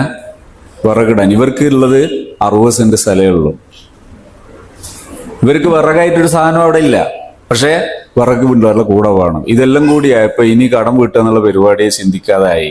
എന്തേ കാരണം? വീട്ടുകാരിക്ക് ഹലാൽ ഹറാം അല്ല, വരുമാനം ഹലാലാകണം എന്ന കാഴ്ചപ്പാടിൽ മിസ്സിങ് ഉണ്ടായപ്പോഴാണ് ഭർത്താവ് റൂട്ടുമാറിയത്. എന്തുകൊണ്ടാണെന്നറിയോ? പണ്ടൊരാൾ പറഞ്ഞിരുന്നു, ഒരു ദിവസം ഒരു കുറ്റിയാടി ഭാഗത്ത് നല്ല തമാശ പറയുന്ന ഒരു ഉസ്താദ് ഉണ്ടായിരുന്നു. ഈ ഉസ്താദ് ഈ ഒരു ഇതിനു വേണ്ടി, പിന്നെ നമ്മളെ സ്കോളർഷിപ്പിന് വേണ്ടി മുദ്രപ്പാർപ്പാൻ ഇങ്ങനെ ക്യൂ നിൽക്കുകയാണ്. നിങ്ങളും ക്യൂ നിൽക്കുകയാണെന്ന് ചോദിച്ചു. ഇയാൾ പറഞ്ഞു, അതൊന്നും പറയേണ്ട മോനെ, ഭയങ്കര കഥയാണ്. ഞാൻ ചോദിച്ചു, എന്താന്ന് ചോദിച്ചപ്പോ പറഞ്ഞു, ഞാൻ ആരോട് തെറ്റിയാലും വീട്ടുകാരോട് തെറ്റില്ല, കാരണം ചവിട്ടുകൂറ പോയ പോലെ. ചവിട്ടുകൂറ പോയാൽ അത് പോയവർക്ക് അതിന്റെ സുഖം തിരിയുള്ളൂ. അപ്പോ അവിടെ സ്വസ്ഥത ഇല്ലെങ്കിൽ പിന്നെ ഒന്നും നടക്കൂല. ഇതുപോലെയാണ് ഇവിടെ വരുമാനത്തെക്കുറിച്ചുള്ള ബോധ്യം ആദ്യം ആർക്കുണ്ടാകണം? നമുക്കുണ്ടായാലാണ് ബാക്കിയെല്ലാം നേരെയാകും. പെട്ടെന്ന് നേരെയാകും, വേഗം എളുപ്പമാണ്.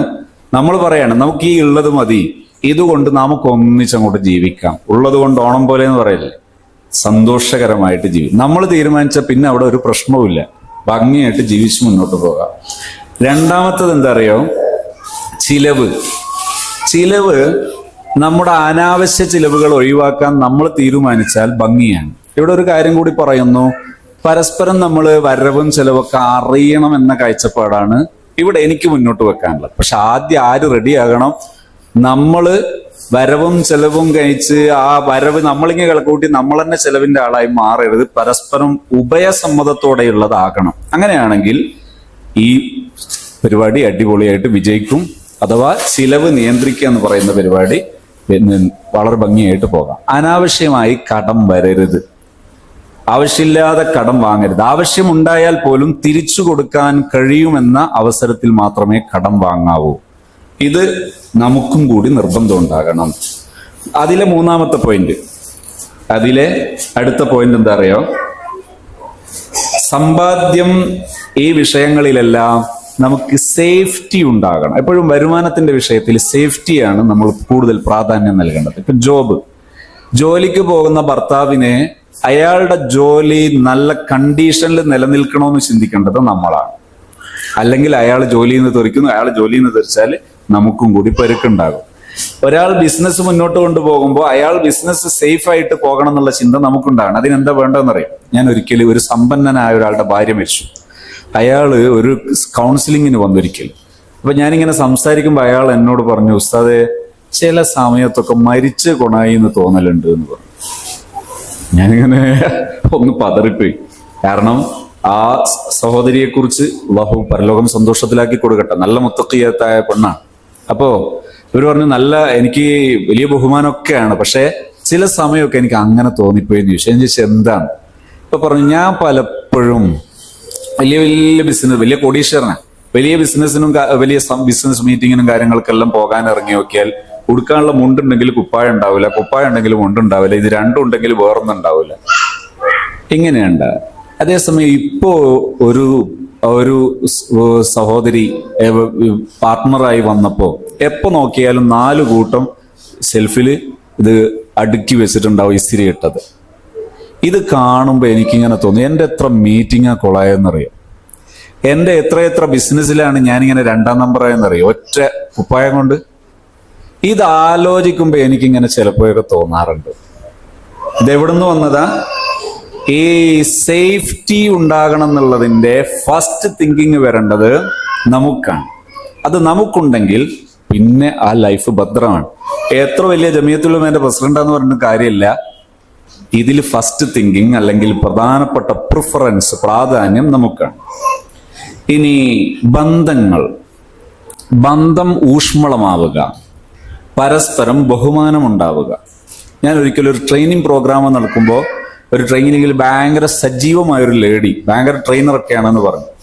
അപ്പൊ ഞാൻ ഇങ്ങനെ അവരോട് സംസാരിക്കുമ്പോൾ ഹസ്ബൻഡിനോട് സംസാരിക്കുന്നത് പലപ്പോഴും റെസ്പെക്ട്ഫുൾ അല്ല.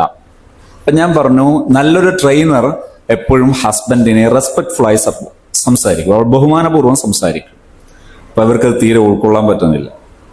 പിന്നെ ഒരു കുറച്ചു കാലം കഴിഞ്ഞിട്ട് അവരൊരു ജോബും ഇതൊക്കെ ഡിസോർഡർ ആയ ഒരു സമയത്ത് ഒരു അപ്പോയിന്റ്മെന്റ് ഒരു ഇതിനു വേണ്ടി വന്നു. അപ്പൊ നോക്കുമ്പോൾ ഇതിന്റെ അടിസ്ഥാന കാരണം ഇവിടെയാണ്.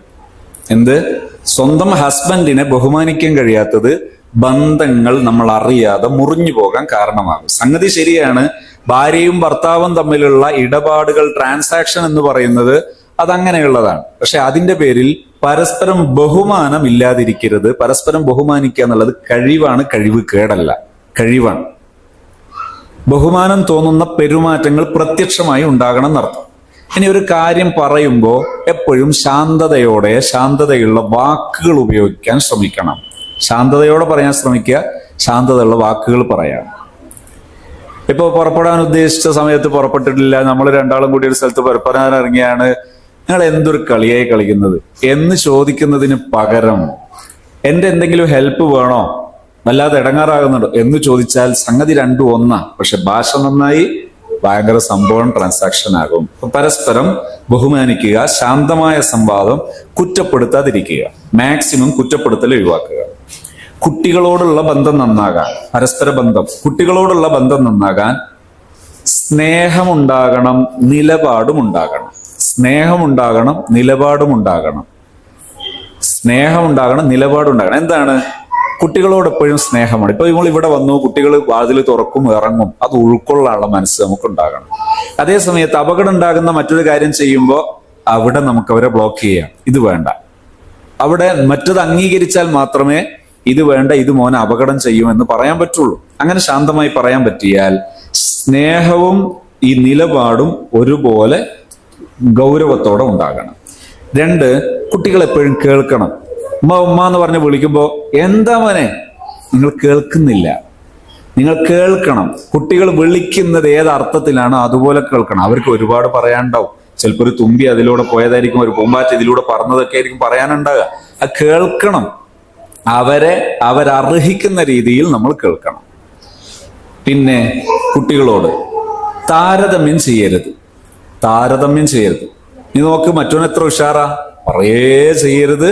അത്ര അപകടം പിടിച്ച വാക്കാണത്. താരതമ്യം ചെയ്യുക, ഒഴിവാക്കണം. താരതമ്യം ചെയ്യരുത്. കുറ്റപ്പെടുത്തുന്നതിന് പകരം കേൾക്കണം, സ്നേഹം ഉണ്ടാകണം, നിലപാടും ഉണ്ടാകണം. പറ്റാത്തത് എന്ത് ചെയ്യരുത്?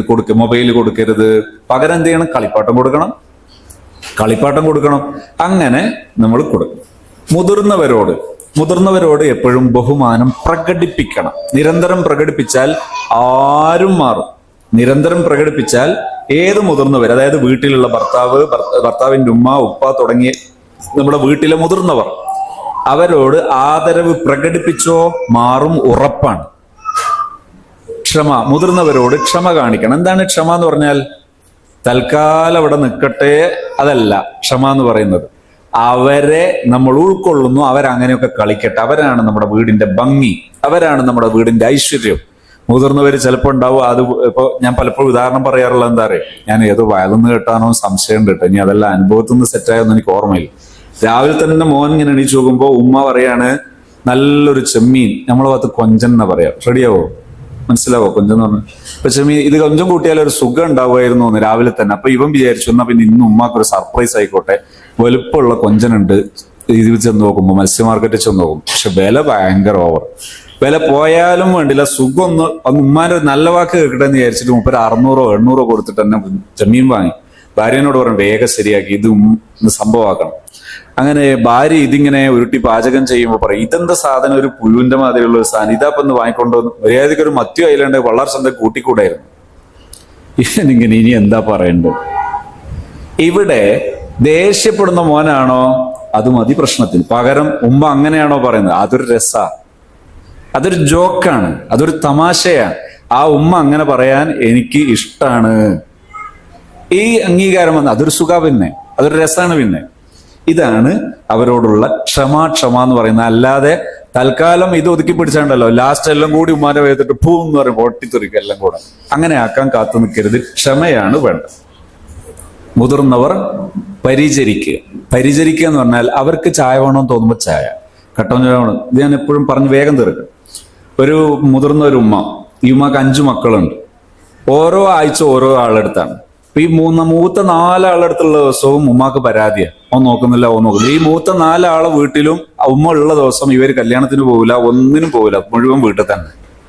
5-മത്തോന്റെ വീട്ടിലുണ്ടല്ലോ, ഇവൻ ദുനിയാവ് തീർത്തും പോകും. എന്നാൽ ഈ ഉമ്മാക്ക് ഇവനെ പറ്റി മധു പറയാനേ സമയം. എന്താ വിഷയം എന്നറിയോ? രാവിലെ ഉമ്മാനെ വിളിച്ച് സുബഹിസ്കരിപ്പിക്കും. ഉടനെ ചോദിക്കും, ഉമ്മ കട്ടൻ എടുക്കട്ടെ? ഉമ്മ പറയും ഞാൻ യാസീൻ ഓതിക്കോട്ടെ. അപ്പൊ യാസീൻ ഓതി തീരുമ്പോഴേക്ക് കട്ടൻ കുടിച്ച് 10 മിനിറ്റ് ആകുമ്പോ എന്തായാലും ചൂടുവെള്ളം വേണ്ടെന്ന് ഉറപ്പാ. എന്നാലും ചോദിക്കും, ഉമ്മ ചൂടുവെള്ളം വേണോന്ന്? അപ്പൊ ഉമ്മ പറയും വേണ്ടവൻ ഇപ്പല്ലേ കട്ടൻ കുടിച്ചിട്ടുള്ളൂ. അപ്പൊ ഉമ്മാനോട് ചോദിക്കും, നിന്നെന്താ കടി എന്തോ എടുക്കണം? ഉമ്മക്ക് പള്ളം നിറഞ്ഞു. ഇനി ചായ എടുക്കുന്നതിന്റെ മുമ്പേ ചോദിക്കും ചായ എടുക്കണം. അപ്പൊ ഉമ്മ പറഞ്ഞു 1 മണിക്കൂർ. അപ്പൊ 1/2 മണിക്കൂർ എന്റെ ചായ. ഇതെല്ലാം കഴിഞ്ഞ് പുതപ്പെല്ലാം നേരെയുള്ള ഉമ്മ കിടക്കുമ്പോൾ പുതപ്പ് ഒന്നും കൂടി എടുത്തൊന്ന് മുട്ടിയെല്ലാം വിരിച്ചു കൊടുത്തു. ഉമ്മാക്ക് തൃപ്തി. ഇവൻ എല്ലായിടത്തും പോയി വന്നാലും ഉമ്മാക്ക് തൃപ്തി. എന്താ വിഷയം? സേവനം, പരിചരണം എന്നത് ഇഷ്ടപ്പെട്ട് ചെയ്താൽ അവർ മാറും, അവരിൽ വലിയ തൃപ്തി ഉണ്ടാകും. ഇനി ടൈം മാനേജ്മെന്റ് ആണ് അടുത്തത് നിങ്ങൾ നോട്ട് ചെയ്യേണ്ടത്. എന്താണ് ടൈം മാനേജ്മെന്റ്? ഒരു ദിവസം എന്തൊക്കെ പ്രധാനമായി ചെയ്യാനുണ്ട് എന്നുള്ളത് നിങ്ങൾ ടൈപ്പ് ചെയ്തിട്ട് പറ്റുമെങ്കിൽ ഒരു ചുമരിൽ സ്റ്റിക്ക് ചെയ്യണം. ലാമിനേഷൻ ചെയ്താൽ മതി, എന്നാൽ അത് കളർ പോവില്ല. ഒരു ദിവസം പ്രധാനമായിട്ട് എന്തൊക്കെ, മോട്ടർ ഇടാൻ ഒറ്റ ദിവസവും വിട്ടുവരുത്. അതുപോലെ അലക്കൽ പ്രധാനമായിരിക്കും, ഈ ഫ്ലോർ വൃത്തിയാക്കൽ പ്രധാനമായിരിക്കാം. ഇങ്ങനെ തുടങ്ങി പ്രധാനമായി ചെയ്യേണ്ട കാര്യങ്ങൾ നിങ്ങൾ എന്ത് ചെയ്യണം? നോട്ട് ചെയ്ത് വെക്കണം. ഇബാദത്ത് ഇതിൽ വരണം. ഇങ്ങനെ അതുപോലെ വിശ്രമവും വരണം. ഇത് വിശ്രമം എന്താ അറിയോ? ആ ദിവസം തീർത്ത് വിശ്രമിച്ചിട്ടുണ്ടാവില്ല, എന്നാലും പറയും ഞാൻ തീരെ വിശ്രമിച്ചിട്ടില്ല. ചിലർക്ക് അങ്ങനെ ആ ദിവസം അധിക ഭാഗവും വിശ്രമിച്ചേ, എന്നാലും പറയും ഞാൻ തീരെ വിശ്രമിച്ചിട്ടില്ല. അങ്ങനെ ഉണ്ടായത്. വിശ്രമത്തിന് സമയം നിശ്ചയിച്ച് വിശ്രമിക്കണം. അതാണ് ശരിയായ രീതി. അപ്പൊ സമയം എന്തിനൊക്കെ വരണം? ദിനക്രമത്തിന്, ഇബാദത്തിന്, കുടുംബ ബന്ധത്തിന് സമയം ചെലവഴിക്കണം, പിന്നെ വിശ്രമത്തിന് സമയം ചെലവഴിക്കണം. സമയം എന്നത് നമ്മുടെ ഏറ്റവും വലിയ ക്യാപിറ്റലാണ്, മൂലധനമാണ്. മറ്റൊന്നാണ് ശുചിത്വം. ശുചിത്വം ഒരു ഭാരമാകരുത്, ശുചിത്വം ഒരു ആസ്വാദ്യകരമാകണം. വീട് 3000 സ്ക്വയർ ഫീറ്റ് ഉള്ള വീടാ, എല്ലാ ദിവസവും എല്ലാ ഭാഗവും അടിച്ചു വാരണം എന്നുള്ള ചിന്തയൊന്നും വേണ്ട. അത് ഇത് നോക്കുക, ഏത് ദിവസം ഏത് ഭാഗമാണ് അടിച്ചു വാരേണ്ടത് എന്നാൽ ഒരു പ്രശ്നമില്ല. മറ്റേ അടിച്ചു വാരുന്ന ദിവസം അന്ന് വെള്ളം ഉണ്ടാവില്ല, വറ്റും ഉണ്ടാവില്ല, ഒരു സാധനം ഉണ്ടാവും. അങ്ങനെയൊക്കെ പിന്നെ അങ്ങനെ ആകാതിരിക്കാൻ എന്ത് വേണം? സമയബന്ധിതമായി ഏരിയകൾ തീരുമാനിച്ചാൽ മതി, ആസ്വദിച്ച് മാത്രം ചെയ്യണം. വീട്ടു ശുചിത്വം വേണം, വ്യക്തി ശുചിത്വം വേണം. പോഷകാഹാരം ശുചിത്വത്തിന്റെ ഭാഗമാണ്, ശ്രദ്ധിക്കണം. പിന്നെ ശാരീരിക വ്യായാമം, ഇതും ശുചിത്വത്തിന്റെ ഭാഗമാണ്. നമ്മളെ വീടും പരിസരവും എപ്പോഴും വൃത്തിയായിരിക്കണം. അതിന് വലിയ റിസ്ക് ഉണ്ടാവില്ല. എങ്ങനെ ചെയ്താൽ? ഓരോ ഭാഗം ഓരോ ദിവസം മതി, കുറച്ചു മതി ഒരു ദിവസം. പണിയെടുത്തങ്ങ് തളർന്നു പോയരുത്. ആ പ്ലാനിങ്ങോടുകൂടെ ഓരോ ഭാഗം ഓരോ ദിവസം, അങ്ങനെയാണെങ്കിൽ എല്ലാ ഭാഗവും റെഡി ആയിരിക്കും. അപ്പൊ എന്തൊക്കെയാണ് പറഞ്ഞത്? 1 വീട്ടു ശുചിത്വം, 2 വ്യക്തി ശുചിത്വം, 3 പോഷകാഹാരം, 4 ശാരീരിക വ്യായാമം. വ്യായാമം കിട്ടാതായി പോകരുത്, വ്യായാമം നമുക്ക് കിട്ടണം. ഇനി കുട്ടികളുടെ വിദ്യാഭ്യാസം, ദീനീ വിദ്യാഭ്യാസവും വരണം, ലൗകികവും വരണം, അഥവാ അക്കാദമിക് എഡ്യൂക്കേഷനും വരണം, മോറൽ എഡ്യൂക്കേഷനും വരണം. സത്യത്തിൽ ഇന്ന് കേരളത്തിലെ വിദ്യാഭ്യാസ സ്ഥാപനങ്ങൾ, പ്രത്യേകിച്ച് ഇസ്ലാമിക് റെസിഡൻഷ്യൽ സ്കൂളുകൾ, ഇൻസ്റ്റിറ്റ്യൂട്ടുകൾ വിജയിക്കാനുള്ള കാരണം മുസ്ലിം ഉമ്മമാർക്ക് മക്കളെ പരിചരിക്കാൻ അറിഞ്ഞുകൂടാത്തത് കൊണ്ടാണ് എന്നതാണ് ഒരു സത്യം. അത് ഇപ്പൊ നമ്മൾ സംസാരിക്കുന്നത് 11:50 ഇപ്പൊ നട്ടപ്പകലാണ് എന്നതുപോലെ ഒരു പച്ച സത്യമാണ്. ഈ സ്ഥാപനങ്ങൾ ഇങ്ങനെ സമൃദ്ധമായി വിജയിക്കാനുള്ള കാരണം ഉമ്മമാർക്ക് മക്കളെ എങ്ങനെ വിദ്യാഭ്യാസം ചെയ്യിപ്പിക്കണമെന്ന് അറിഞ്ഞുകൂടാത്തത് കൊണ്ട് മാത്രമാണ്. നിങ്ങൾക്ക് ആർക്കെങ്കിലും വിഷമിക്കുന്നുണ്ടെങ്കിൽ തൽക്കാലം ക്ഷമിച്ചാൽ മതി, ഇതെന്റെ ഒരു സ്വാതന്ത്ര്യം. പക്ഷെ ഇതൊരു സത്യമാണ്, പറയാതെ നിവൃത്തിയില്ലാത്ത ഒരു പകൽ വെളിച്ചം പോലെയുള്ള ഒരു സത്യമാണ്. കുറച്ചു വിദ്യാർത്ഥികളെ അല്ലെങ്കിൽ ഇങ്ങനെയൊക്കെ ഉണ്ടാവുള്ളൂ. ഒരു സ്ഥാപനത്തിൽ പോയാൽ വിദ്യാർത്ഥികൾ, ഇപ്പോൾ ഉള്ള വിദ്യാർത്ഥികൾ ഭംഗിയാകുന്നതിനേക്കാൾ വിജയിക്കുകയും ഗംഭീരമായി മുന്നോട്ട് പോവുകയും ചെയ്യും ഈ മക്കൾ, ആത്മീയമായും ഭൗതികമായും. അതിന് ആ മാതാവിനോ പിതാവിനോ വലിയ ആത്മീയ വിദ്യാഭ്യാസം ആവശ്യമില്ല, ഭൗതിക വിദ്യാഭ്യാസവും ആവശ്യമില്ല. KR നാരായണൻ ഇന്ത്യയുടെ രാഷ്ട്രപതിയാണ്. രാഷ്ട്രപതിയായത് അമ്മ വലിയ ഡോക്ടർ ആയതുകൊണ്ടോ എഞ്ചിനീയർ ആയതുകൊണ്ടോ അല്ല. APJ അബ്ദുൽ കലാം ഉഷാറായത് ഉമ്മ വലിയ പണ്ഡിതയായതുകൊണ്ടല്ല. ആണോ അല്ലയോ എന്നതിന് മാറ്ററൊന്നും വേറെയാണ്, ആകാൻ പാടില്ല എന്ന് ഞാൻ പറയുന്നില്ല. പക്ഷെ അതല്ല ശരിയായ സബബ്. പാരന്റിങ് അറിഞ്ഞാൽ മതി, അവർ ഭംഗിയായി പഠിക്കും. അതിൽ ഖുർആൻ അവർക്ക് അറിയണം, വിശ്വാസ കാര്യങ്ങളിൽ കുട്ടികൾ ഭംഗിയാകണം, സ്വഭാവത്തിൽ കുട്ടികൾ ഭംഗിയാകണം. പരീക്ഷയിൽ ഭയങ്കര മാർക്ക്, ഉമ്മാന്റെ അടുത്ത് ഉമ്മയും മോനും തമ്മിൽ യാതൊരു ഉഷാറില്ല. പിന്നെ എന്ത് മാർക്കാ, എവിടെ മാർക്ക് എന്നിട്ട് പുഴുങ്ങി തിന്നാണ്. എന്തിനാണ് ഈ മാർക്ക്? വീട്ടിലെത്തിയിട്ടും ഒരു ഇതിൽ സ്വന്തത്തിൽ ഒരു കുട്ടിക്ക് നിസ്കരിക്കാൻ തോന്നുന്നില്ല, ഖുർആൻ ഓതണമെന്ന് ഇഷ്ടമില്ല. ഇനി എന്ത് പഠിച്ചതെന്താ? അതുകൊണ്ട് അത് പഠിപ്പിക്കാൻ കഴിയുന്ന ഈ ആകാശത്തിന് ചുവട്ടിലെ ഏറ്റവും നല്ല അധ്യാപിക എൻ്റെ പ്രിയപ്പെട്ട, എൻ്റെ മുമ്പിലിരിക്കുന്ന, എൻ്റെ ഈ ശബ്ദം ഇനി കേൾക്കാൻ പോകുന്ന ഓരോ മാതാവുമാണ്. എന്താ ചെയ്യേണ്ടത് വിശദമായി നമുക്ക് ഇനിയും പഠിക്കണം. ഞാൻ ആ ഭാഗം വിശദമാക്കുന്നില്ല, കുറഞ്ഞ സമയം കൊണ്ട് നിർത്തും. ഇനി അക്കാദമിക് വിഷയം, പഠനശീലങ്ങളാണ് സെറ്റ് ചെയ്യേണ്ടത്, സ്കില്ലുകളാണ് ഉണ്ടാക്കിയെടുക്കേണ്ടത്.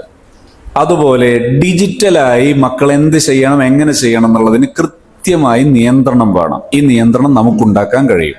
ഇതൊക്കെ വിഷയം പരിശീലനങ്ങളൂടെ നേടേണ്ടതായതുകൊണ്ട് ഞാനത് വിശദീകരിക്കുന്നില്ല, വേഗം തീർക്കും. പിന്നെ ഒരു വീട്, ആ വീടിന്റെ ഭരണം, ആ ഭരണം എന്നത് ശരിക്ക് ഒരു വീടിന്റെ ശരിക്കും വലിയൊരു ഇൻസ്റ്റിറ്റ്യൂട്ട് മാനേജറാണ്. ഇൻസ്റ്റിറ്റ്യൂട്ട് വലുതാണെന്ന് ഞാൻ നേരത്തെ പറഞ്ഞ സ്ഥിരപ്പെട്ടില്ലേ? വലിയൊരു ഡോക്ടർ ആകുന്നതിനേക്കാൾ, എഞ്ചിനീയർ, ഒരു ടീച്ചർ ആകുന്നതിനേക്കാൾ, അവരെ AFS ആകുന്നതിനേക്കാൾ വലുതാണ് ഹോം ഭരണം. ഞാൻ പറഞ്ഞല്ലോ അല്ലെ? എങ്കിൽ ഈ ഇൻസ്റ്റിറ്റ്യൂട്ടിലെ, ഹോം എന്ന ഇൻസ്റ്റിറ്റ്യൂട്ടിലെ പ്രധാനപ്പെട്ട മാനേജറാണ് ആര്? ആ ഗൃഹനാഥ, ആ വീട്ടിലെ ഉമ്മ. കുട്ടികളുടെ ബെസ്റ്റ് ഫസ്റ്റ് ടീച്ചറാണ് ഈ ഉമ്മ. കുടുംബത്തിന്റെ സ്പിരിച്വൽ ഹാർട്ടാണ് ഈ ഉമ്മ. ആ കുടുംബത്തിൽ ആർക്ക് എന്ത് വിഷമുണ്ടായാലും അത് തീരാൻ ആരാ വേണ്ടത്? ഈ ഉമ്മ. ഇൻഷാ അല്ലാഹ് ഇത് ഓരോന്നും നിങ്ങൾക്ക് ബോധ്യപ്പെടും കേട്ടോ. ഞാൻ ഇപ്പോ അത് മാത്രം പറയുന്നു. പറ്റുമെങ്കിൽ നിങ്ങൾ ഓൺലൈനായോ അല്ലെങ്കിൽ ഫിസിക്കലായോ ഉള്ള ലൈഫ് എൻറിച്ച്മെന്റ് ട്രെയിനിങ്ങിൽ വന്നാൽ നിങ്ങൾക്ക് ഇത് ഓരോന്നും ഇഞ്ച് ബൈ ഇഞ്ച് അക്ഷരം പ്രതി നിങ്ങൾക്കിത് ബോധ്യപ്പെടും. എന്ത്?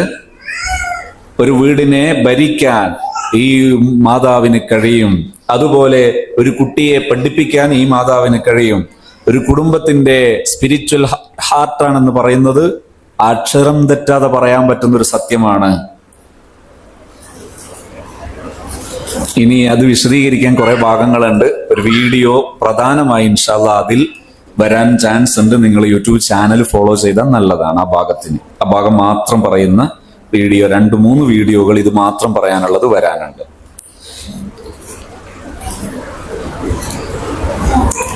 പരിശുദ്ധ ഖുർആനിന്റെ പ്രസ്താവനയാണ് വമിൻ ആയാത്തിഹി. അള്ളാഹുവിന്റെ ദൃഷ്ടാന്തമാണ് ഈ ഒരു ഗൃഹനാഥയാണ്. ഗൃഹനാഥയുടെ റിലേഷൻ എന്നത് ഒരു ദൃഷ്ടാന്തമാണ്. ഭർത്താവിന് സന്തോഷം നൽകാൻ, കുടുംബത്തിന് സന്തോഷം നൽകാൻ, അതുപോലെ ആ ഭർത്താവിന്റെ വീട്ടു മെമ്പർമാർക്കെല്ലാം സന്തോഷം പകരാൻ ഇവർക്കെല്ലാം കഴിയുന്ന വലിയൊരിടമാണ്. ഇവിടെ പുരുഷന്റെ പങ്ക് ഏതൊക്കെ ഭാഗമാണ്? സാമ്പത്തിക ഉത്തരവാദിത്വം നിർവഹിക്കേണ്ടത് പുരുഷനാണ്. അതുപോലെ സേഫ്റ്റി ഏറ്റെടുക്കേണ്ടത് അഥവാ അതിന്റെ പുറത്തുള്ള ഒരു സെക്യൂരിറ്റി ഏറ്റെടുക്കേണ്ടത് പുരുഷനാണ്. പിന്നെ അവിടെ നീതി നടപ്പിലാക്കാൻ വേണ്ടി ഒരു പ്രധാനപ്പെട്ട ലോ ആൻഡ് ഓർഡർ അത് കൈകാര്യം ചെയ്യേണ്ടത് പുരുഷനാണ്. പിന്നെ ഡയറക്ഷൻ ഫോമിലേക്ക് വരേണ്ടത് പുരുഷനാണ്. ഈ 4 ഏരിയകൾ പുരുഷൻ നിർവഹിക്കണം. അഥവാ സാമ്പത്തിക ഉത്തരവാദിത്വം പൊതുവിൽ പുരുഷനാണ് ഒരു കുടുംബത്തിൽ ഏറ്റെടുക്കേണ്ടത്. പിന്നൊന്ന് സെക്യൂരിറ്റി, അഥവാ ഒരു മോളെ വിഷയത്തിൽ ആരോ ഒരാൾ അനധികൃതമായി ഇടപെടുന്നു, ആരാണ് അവിടെ സേഫ്റ്റിക്ക് വേണ്ടി ഇടപെടേണ്ടത്? പുരുഷനാണ്. അതുപോലെ നമ്മളെ വീടുമായി ബന്ധപ്പെട്ട ഏതോ ഒരു വിഷയത്തിൽ ആരോ ഒരാൾ, അയൽവാസി ഏതോ ഒരു വിഷയത്തിൽ നമ്മുടെ റൈറ്റുകൾ, നമ്മുടെ അവകാശങ്ങൾ ലംഘിക്കുന്നു, അവിടെ ആരാ കൈകാര്യകർത്താവായിട്ട് വരേണ്ടത്? പുരുഷനാണ്. അവിടെ നമ്മൾ ഇറങ്ങിയാൽ ചിലപ്പോൾ ആകെ അലങ്കോലപ്പെടും, അത് പൊളിച്ച് കൈയടക്കലായിട്ട് മാറും. അതുകൊണ്ട് അവിടെ പുരുഷനെ ഏൽപ്പിക്കുക. കാരണം 2 നേച്ചറാണ്, അവരുടെ നേച്ചറാണ്, അത് ആ നേച്ചർ നമ്മൾ അംഗീകരിക്കുന്നു. പിന്നെ കുടുംബങ്ങൾക്കിടയിൽ, മക്കൾക്കിടയിൽ ഒക്കെ നീതി നടപ്പിലാക്കേണ്ട ഒരു വിഷയം വരുമ്പോഴും കഴിയുന്നതും പുരുഷനാണ്. പൊതുവിൽ ചിലയിടങ്ങളിൽ പുരുഷനേക്കാൾ ഭംഗിയായ ചില സ്ത്രീകൾ ഉണ്ടാകാം, അത് ഒരപൂർവ സംഭവമാണെന്ന് മാത്രം. ഇനി നല്ല ഗൃഹഭരണം നടന്നാൽ നമുക്ക് കിട്ടുന്ന പ്രധാന നേട്ടം, കുടുംബത്തിൽ മനസ്സമാധാനം ഉണ്ടാകും, ആത്മവിശ്വാസമുള്ള കുട്ടികൾ ഉണ്ടാകും, സാമ്പത്തിക സ്ഥിരതയുണ്ടാകും. അത് ഏത് സാമ്പത്തിക നിലവാരത്തിലാണെങ്കിലും, ഗ്രാഫ് ഏതാണെങ്കിലും അതിൽ സ്ഥിരത ഉണ്ടാകും. പിന്നൊന്ന് ബറക്കത്തുണ്ടാകും, ഖൈർ, വർധനവുണ്ടാകും. പിന്നെ സമൂഹത്തിൽ എപ്പോഴും ഡീസന്റ് ആയിരിക്കും ആ ഫാമിലി. സമൂഹത്തിൽ ആ ഫാമിലി എന്ന് പറയുമ്പോൾ അത് ഡീസന്റ് ആയിരിക്കും. പരാജയപ്പെട്ടാൽ എപ്പോഴും വീട്ടിൽ തർക്കമായിരിക്കും. മക്കൾ തമ്മിൽ എപ്പോഴും തർക്കം നോക്കും. മക്കൾ തമ്മിൽ എപ്പോഴും തർക്കമുണ്ടെങ്കിൽ നിങ്ങൾ വേറെ ആരെ ഒന്നും പറയണ്ട. നിങ്ങൾ അവരോട് എങ്ങനെയാ സംസാരിക്കുന്നത് നോക്കിയാൽ മതി. ഒരു 3 ദിവസം ചെക്ക് ചെയ്യുക, ഫുള്ള് CCTV വെക്കുക. എന്നിട്ട് നിങ്ങളെ CCTV നോക്കിയിട്ട് നിങ്ങൾ എങ്ങനെ പെരുമാറിയത്, ഏതാ വാക്കാ പറഞ്ഞത്. CCTV വെക്കുമ്പോൾ ശബ്ദവും കൂടി കിട്ടുന്നത് വെച്ചാൽ മതി.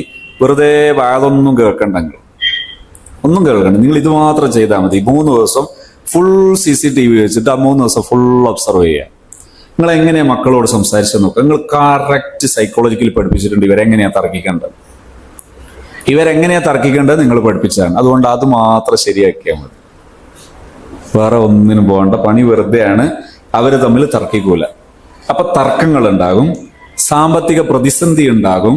പിന്നെ കുട്ടികൾ പെട്ടെന്ന് ഡൈവേർട്ട്, വകി തിരിഞ്ഞു പോകും. അത് എന്താണ് ഒരു കാരണവും തിരിയുന്നില്ല, അങ്ങനെ ആയിപ്പോന്ന്, ഇങ്ങനെ ആയിപ്പോന്ന്.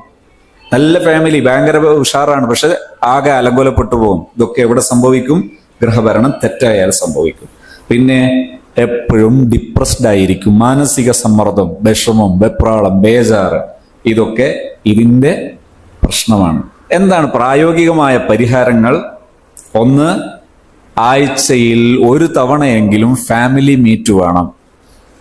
ആഴ്ചയിൽ 1 തവണയെങ്കിലും ഫാമിലി മീറ്റ് വേണം. 2, നിങ്ങൾക്കൊരു ദിനചര്യ പട്ടിക തരുന്നുണ്ട്. ഇൻഷാ അല്ലാഹ് തൊട്ട് പറയും. ഇവിടെ തരും. റെഡിയായത്?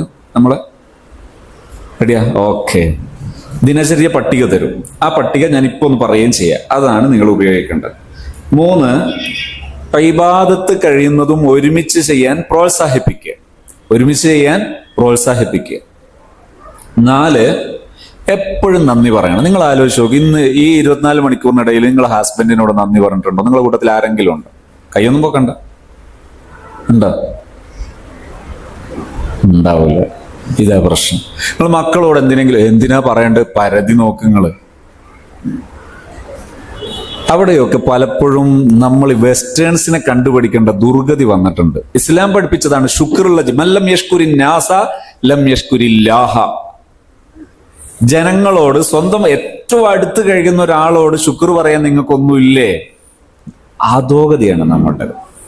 നമ്മളൊന്ന് ആലോചിച്ച് നോക്കും. നമ്മൾ താമസിക്കുന്ന വീടുണ്ട് അല്ലെ? അത് നമ്മളെ ആരാണ് ആ വീട് ഉണ്ടാക്കിയതും വീട് ഭരിക്കുന്നതും ഒക്കെ ആരാ? ഭർത്താവ്. ഇപ്പൊ ഈ വീട്ടില് നിങ്ങൾ താമസിച്ചതിനൊരു ശുക്രമാണ്. വീട്ടിൽ അതെല്ലാവർക്കും ഉള്ളതല്ലേ? നമ്മളൊരു റെന്റിനെടുത്ത് നോക്ക്, എത്ര റുപ്യാവും?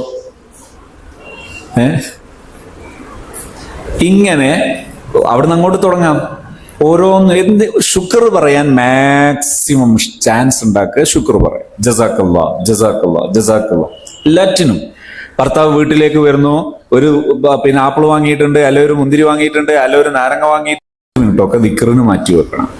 പിന്നെ എന്ത് ചെയ്യണം? നമുക്ക് നമ്മളെ റെസ്പോൺസിബിലിറ്റിയിൽ എന്താണ് ചെയ്യാൻ പറ്റുക? ശരിക്കും പറഞ്ഞാൽ നിങ്ങളുടെ കൂട്ടത്തിൽ താല്പര്യമുള്ളവരുണ്ടെങ്കിൽ ഫുള്ളി ലീഗലായി, ശറഈയായി, മതപരമായി പൂർണ്ണമായും അനുവദനീയമായ സമ്പാദന മാർഗങ്ങൾ പഠിപ്പിക്കുന്ന സംരംഭങ്ങളുണ്ട് ഹാപ്പി സോണിന്. നല്ല താല്പര്യമുള്ളവർ നിങ്ങളുടെ ലൈഫ് പാർട്ട്ണറുടെയൊക്കെ പൂർണ്ണമായ സമ്മതത്തോടുകൂടെ വില്ലിംഗ് ആണെങ്കിൽ ഇൻഷാ അല്ലാഹ് നിങ്ങൾക്ക് അത്തരം മേഖലകൾ പഠിപ്പിക്കാനും പരിശീലിപ്പിക്കാനും നാം തയ്യാറാണ്. ഇനി ളുഹർ നിസ്കാരം ഒരു 11:30 മുതൽ 1:30 മണിയുടെ ഇടയിൽ ളുഹർ നിസ്കാരം നടക്കണം. ഉച്ചഭക്ഷണം നടക്കണം. ഉച്ചഭക്ഷണത്തിന്റെ പ്രിപ്പറേഷൻ എവിടെ നടക്കും? തൊട്ടു മുമ്പത്തെ ആ പാർട്ടിൽ നടക്കും. പിന്നെ ഒരു അരമണിക്കൂറിന്റെ താഴെ സമയം വിശ്രമിക്കണം. വിശ്രമിക്കുമ്പോൾ ഈ സാധനം കഴിയുന്നതും സൈലന്റ് ആക്കിയിട്ട് മാറ്റിവെക്കണം. അധികം സമയം വേണ്ട. ആ സമയം അത് സൈലന്റ് ആക്കുക. സൈലന്റ് ആക്കുക എന്ന് പറഞ്ഞാൽ കോൾ വരാത്ത രീതിയിലാക്കി വെച്ചാൽ ഒരു തെറ്റുമില്ല. അരമണിക്കൂർ കൊണ്ട് മരിച്ചാൽ ഒന്നും സംഭവിക്കുന്നില്ല. വേറെ ആരും മരിച്ചൊക്കെ പോയാലൊന്നും അരമണിക്കൂർ കൊണ്ട് ഒന്നും സംഭവിക്കില്ല. അതുകൊണ്ട് ആ സമയം കറക്റ്റ് അത് മാറ്റിവെച്ച് മാത്രം വിശ്രമിക്കുക. അപ്പോൾ അത് നല്ല റാഹത്തായിക്കോളും. പിന്നെ അപ്പൊ ഇബാദത്തായി, വിശ്രമായി, എല്ലോ ആയി അവിടെ. ഇനി വൈകുന്നേരം ഒരു 1:30-4:30 ഇടയിലുള്ള സമയം കുട്ടികളുടെ പഠനത്തിന് വേണ്ടിയുള്ള മുന്നൊരുക്കം. നമ്മളെ കുട്ടി 4ാം ക്ലാസ്സിലാണ്. 4ാം ക്ലാസ്സിൽ ഏതൊക്കെ പാഠങ്ങളായി ഈ മാസം നടക്കാനുള്ളത് ടീച്ചറോട് നമ്മൾ അന്വേഷിച്ചു. ആ പാഠങ്ങൾ നിങ്ങൾ ജസ്റ്റ് ഒന്ന് ChatGPT പഠിച്ചു നോക്ക്. നിങ്ങൾക്ക് സിമ്പിളായിട്ട് പറഞ്ഞു. ഒരു സ്കൂളിലെ ടീച്ചർ പറഞ്ഞു കൊടുക്കുന്നതിനേക്കാൾ 2 ഇരട്ടി പവറിൽ നിങ്ങൾക്ക് നിങ്ങളെ മക്കളെ പഠിപ്പിച്ചു കൊടുക്കാൻ കഴിയും. ChatGPT നോക്കിയിട്ട് ഏത് പാഠമൊക്കെയാണ് ഏതൊക്കെയാണ് ഉള്ളതെന്ന്. അധികം സമയം വേണ്ട. നിങ്ങൾക്ക് ലഭ്യമായ സമയം മാത്രം മാറ്റി വെച്ചിട്ട് എല്ലാം നോക്കി വെക്കുക. അവരിരുത്തുക, അവരെ പഠിപ്പിച്ചു കൊടുക്കുക. സിമ്പിൾ. അത് വന്നാലേ പഠിപ്പിക്കണ്ടു. പഠനത്തിന് വേണ്ടി ആ സമയം ഉപയോഗിക്കാം. വീട്ടു ജോലിയുമായി ബന്ധപ്പെട്ട ഒരു ഭാഗം ആ സമയത്ത് ചെയ്യാം. കുറച്ച് ഖുർആൻ പഠിക്കാൻ ആ സമയം ചിലവഴിക്കാം. നിങ്ങൾക്ക് മറ്റ് അവലംബങ്ങൾ ഇല്ലാത്തപ്പോൾ ഹാപ്പി സോണിന്റെ സംരംഭമുണ്ട്. യൂട്യൂബിൽ പ്ലേ ലിസ്റ്റിൽ ഖുർആൻ പഠനം എന്ന് പറയുന്ന ഒരു പ്ലേ ലിസ്റ്റ് ഉണ്ട്. അതിൽ പോയാൽ ഖുർആനിന്റെ തഫ്സീറുകൾ ഉൾപ്പെടുത്തിയിട്ട് താഴെ നിന്ന് മേലോട്ട് സൂറത്തുൽ മുൽക്ക്, സൂറത്ത് യാസീൻ, അൽ കഹ്ഫ് തുടങ്ങിയ സൂറത്തുകൾ, അത്തരം സൂറത്തുകൾ അതിൽ പഠിക്കാൻ കിട്ടും. അർത്ഥവും ആശയവും ഒക്കെ പഠിക്കാനുള്ള അവസരം കിട്ടും. അത് ഉപയോഗപ്പെടുത്താം. പിന്നെ അസ്ർ നിസ്കാരം, അസ്ർ മഗ്രിബ് 4:30-6:30 അസ്ർ നിസ്കാരം. അതുപോലെ കുടുംബ സംഭാഷണം എന്ന് പറഞ്ഞാൽ മക്കൾ വന്ന് അവരെ കൂടി ഇരിക്കണം. എന്നിട്ട് ചോദിക്കണം, എന്തുകൊണ്ട് മക്കളെ വിശേഷം, ഇന്ന് സ്കൂൾ ഉഷാറായിരുന്നോ? അതായത് ഇൻവെസ്റ്റിഗേഷൻ ചോദ്യം ചോദിക്കരുത്. നമ്മളെ ടിഫിൻ കൈ വെച്ചിട്ടുണ്ടോ, പോയ തീർത്ത് കഴിച്ചിട്ടുണ്ടോ, മര്യാദയ്ക്ക് ക്ലാസ് ശ്രദ്ധിച്ചിട്ടുണ്ടോ? ഇത് ഇൻവെസ്റ്റിഗേഷൻ ക്വസ്റ്റ്യൻ ആണ്. മറിച്ച് നമ്മൾ കൂടെ ഇരുന്നിട്ട് ചോദിക്കുന്നത്, എങ്ങനെ ഹാപ്പി ആയിരുന്നോ, എങ്ങനെ ഇത് പഠിച്ചിട്ട് എന്ത് തോന്നുന്നു, നല്ല ഫീലിംഗ് ആണോ, എന്തൊക്കെയായിരുന്നു വിശേഷം, നമ്മളെ ഫ്രണ്ടിന്റെ കാര്യം എന്താണ്, ഒക്കെ അങ്ങനെ അവർക്ക് പറയാൻ ഇഷ്ടമുള്ള രീതിയിൽ അവരോട് സംഭാഷണം നടത്തുന്നു. ഭർത്താവാണെങ്കിൽ ഭർത്താവിനോട് ചോദിക്കുന്നു, ഈ സമയത്ത് നമ്മൾ ഒന്നിച്ചിരിക്കാൻ സമയമുണ്ടോ, എന്താ സ്ഥിതി? ഇതാണ് അതിന്റെ രീതി. കുടുംബ സംഭാഷണം, കുട്ടികളോടൊപ്പമുള്ള സമയം, പറ്റുമെങ്കിൽ കുറച്ച് സമയം നല്ല ഒരു വ്യായാമം നല്ലതാണ്. വൈകുന്നേരത്തെ വ്യായാമം നല്ലതാണ്. പിന്നെ കുടുംബബന്ധം പറഞ്ഞാൽ കുടുംബ ബന്ധത്തിന് എല്ലാ ദിവസവും കുറച്ച് സമയം മാറ്റി വെക്കുക. ഈ കുറച്ച് സമയം മാറ്റി വെക്കുമ്പോൾ ഈ വലിച്ചു നീട്ടിയുള്ള സംസാരത്തിന് പകരം മൂല്യമുള്ള സംസാരം. ഇപ്പൊ ജ്യേഷ്ഠത്തിനെ വിളിക്കുകയാണ്, അല്ലെങ്കിൽ മറ്റേ ഇവരെ വിളിക്കുകയാണ്, അങ്ങനെ ഭാര്യ വിളിക്കുകയാണ്, എന്തൊക്കെയുണ്ട് വിശേഷം, പിന്നെന്താ പിന്നെന്താ പിന്നെന്താ, ഒന്നുമില്ല, കറിയിൽ ഉപ്പ് കൂടിയത്, അപ്പുറത്ത് അവരെ ചിലപ്പോഴൊക്കെ മറ്റുള്ളവരെ കുറ്റവും പറയാം. ഇങ്ങനെ ഒഴിവാക്കുക. പകരം നല്ല ബന്ധങ്ങൾ ചാർത്താൻ എല്ലാ ദിവസവും കുറച്ച് സമയമായാൽ എല്ലാ കുടുംബത്തിലും എത്തും, വേഗം കഴിയും. എന്തുകൊണ്ട് ഇഷറാഹത്തല്ലേ ഉമ്മന്റെ ഉപ്പന്റെ ഒക്കെ സ്ഥിതി. ഇൻഷാ അല്ലാഹ് ദ്വാരക്കണം കേട്ടോ, ഞാനും ദ്വാരക്കുകയും ചെയ്യണം കേട്ടോ, എല്ലാവർക്കും വേണ്ടിയും ദ്വാ ചെയ്യണം. ഇനി മഗ്‌രിബ് ഇശാഅ്, അതായത് മഗ്‌രിബ് നിസ്കാരം, ഖുർആന്, ദീനി കഥകൾ സമയത്ത് നല്ലതാണ്. അത്തായം ഒരുമിച്ച് കഴിക്കുക. അത്തായം എപ്പോഴെപ്പോൾ പ്രിപ്പറേഷൻ നടക്കണം? മഗ്‌രിബിന്റെ മുമ്പ് പ്രിപ്പറേഷൻ നടക്കണം. കഴിയുന്നതും ഇശാന്റെ മുമ്പാണ് രാത്രി ഭക്ഷണം കഴിക്കേണ്ടത്, ഡിന്നർ കഴിക്കേണ്ടത്. ഇശാ നിസ്കാരം, ഇബാദത്ത്, ഒന്നിച്ച് കുറച്ച് സമയം ഉറക്കം. ഹദ്ദാദ് നല്ലതാണ്. രാത്രി 8:30-9:30 ഇടയിൽ മൊബൈൽ സമയം നിശ്ചിത സമയം മാത്രം, അരമണിക്കൂറിൽ കൂടുതൽ മൊബൈൽ ഉപയോഗിക്കാതിരിക്കുക. പിന്നെ എപ്പോഴും ഒരു ദിവസത്തെ കുറിച്ച് പുനരാലോചിക്കുക. നാളെ എന്തൊക്കെ എന്നുള്ളത് ഇന്ന് പ്ലാൻ ചെയ്യണം.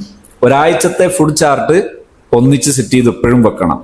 ഒരു കോമൺ പ്ലാൻ ഉണ്ടാകണം. ഇടയ്ക്ക് നമ്മൾ സ്പെഷ്യൽ പ്ലാന് മാറ്റാം. പിന്നെ ദ്വാ ചെയ്തിട്ട് ഉറങ്ങാം.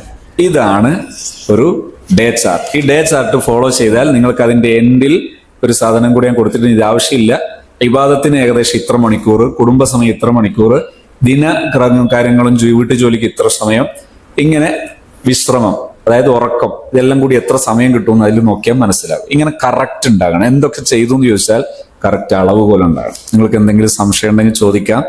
അതുപോലെ ഒരിക്കൽ കൂടി പറയുന്നു, ഇത് നമ്മളെ ഹാപ്പി സോണിൽ ലേഡീസിന് വേണ്ടി എംപവർമെന്റ് അനിവാര്യമായതുകൊണ്ട് ഒരുക്കിയ ഒരു പ്രോഗ്രാം കൂടിയാണ് ലൈഫ് എൻറിച്ച്മെന്റ് ട്രെയിനിങ്. അതിലേക്കുള്ള എൻട്രൻസ് ആണ്, അല്ലെങ്കിൽ അതിനെ ആൾക്കാരെ അറിയിക്കാനും കൂടിയാണ് ഈ ഒരു പ്രോഗ്രാം നടത്തിയത്. പലരും ലെറ്റിലുള്ളവരാണ്. നിങ്ങൾക്ക് പരസ്പരം പരിചയപ്പെടാം, അനുഭവങ്ങൾ ചോദിക്കാം. ഒന്ന് പരസ്പരം അറിയുന്നത് വളരെയേറെ നല്ലതാണ്. എന്തേ അത്യാവശ്യം സംശയം ഉണ്ടെങ്കിൽ ചോദിക്കുകയും ചെയ്യാം.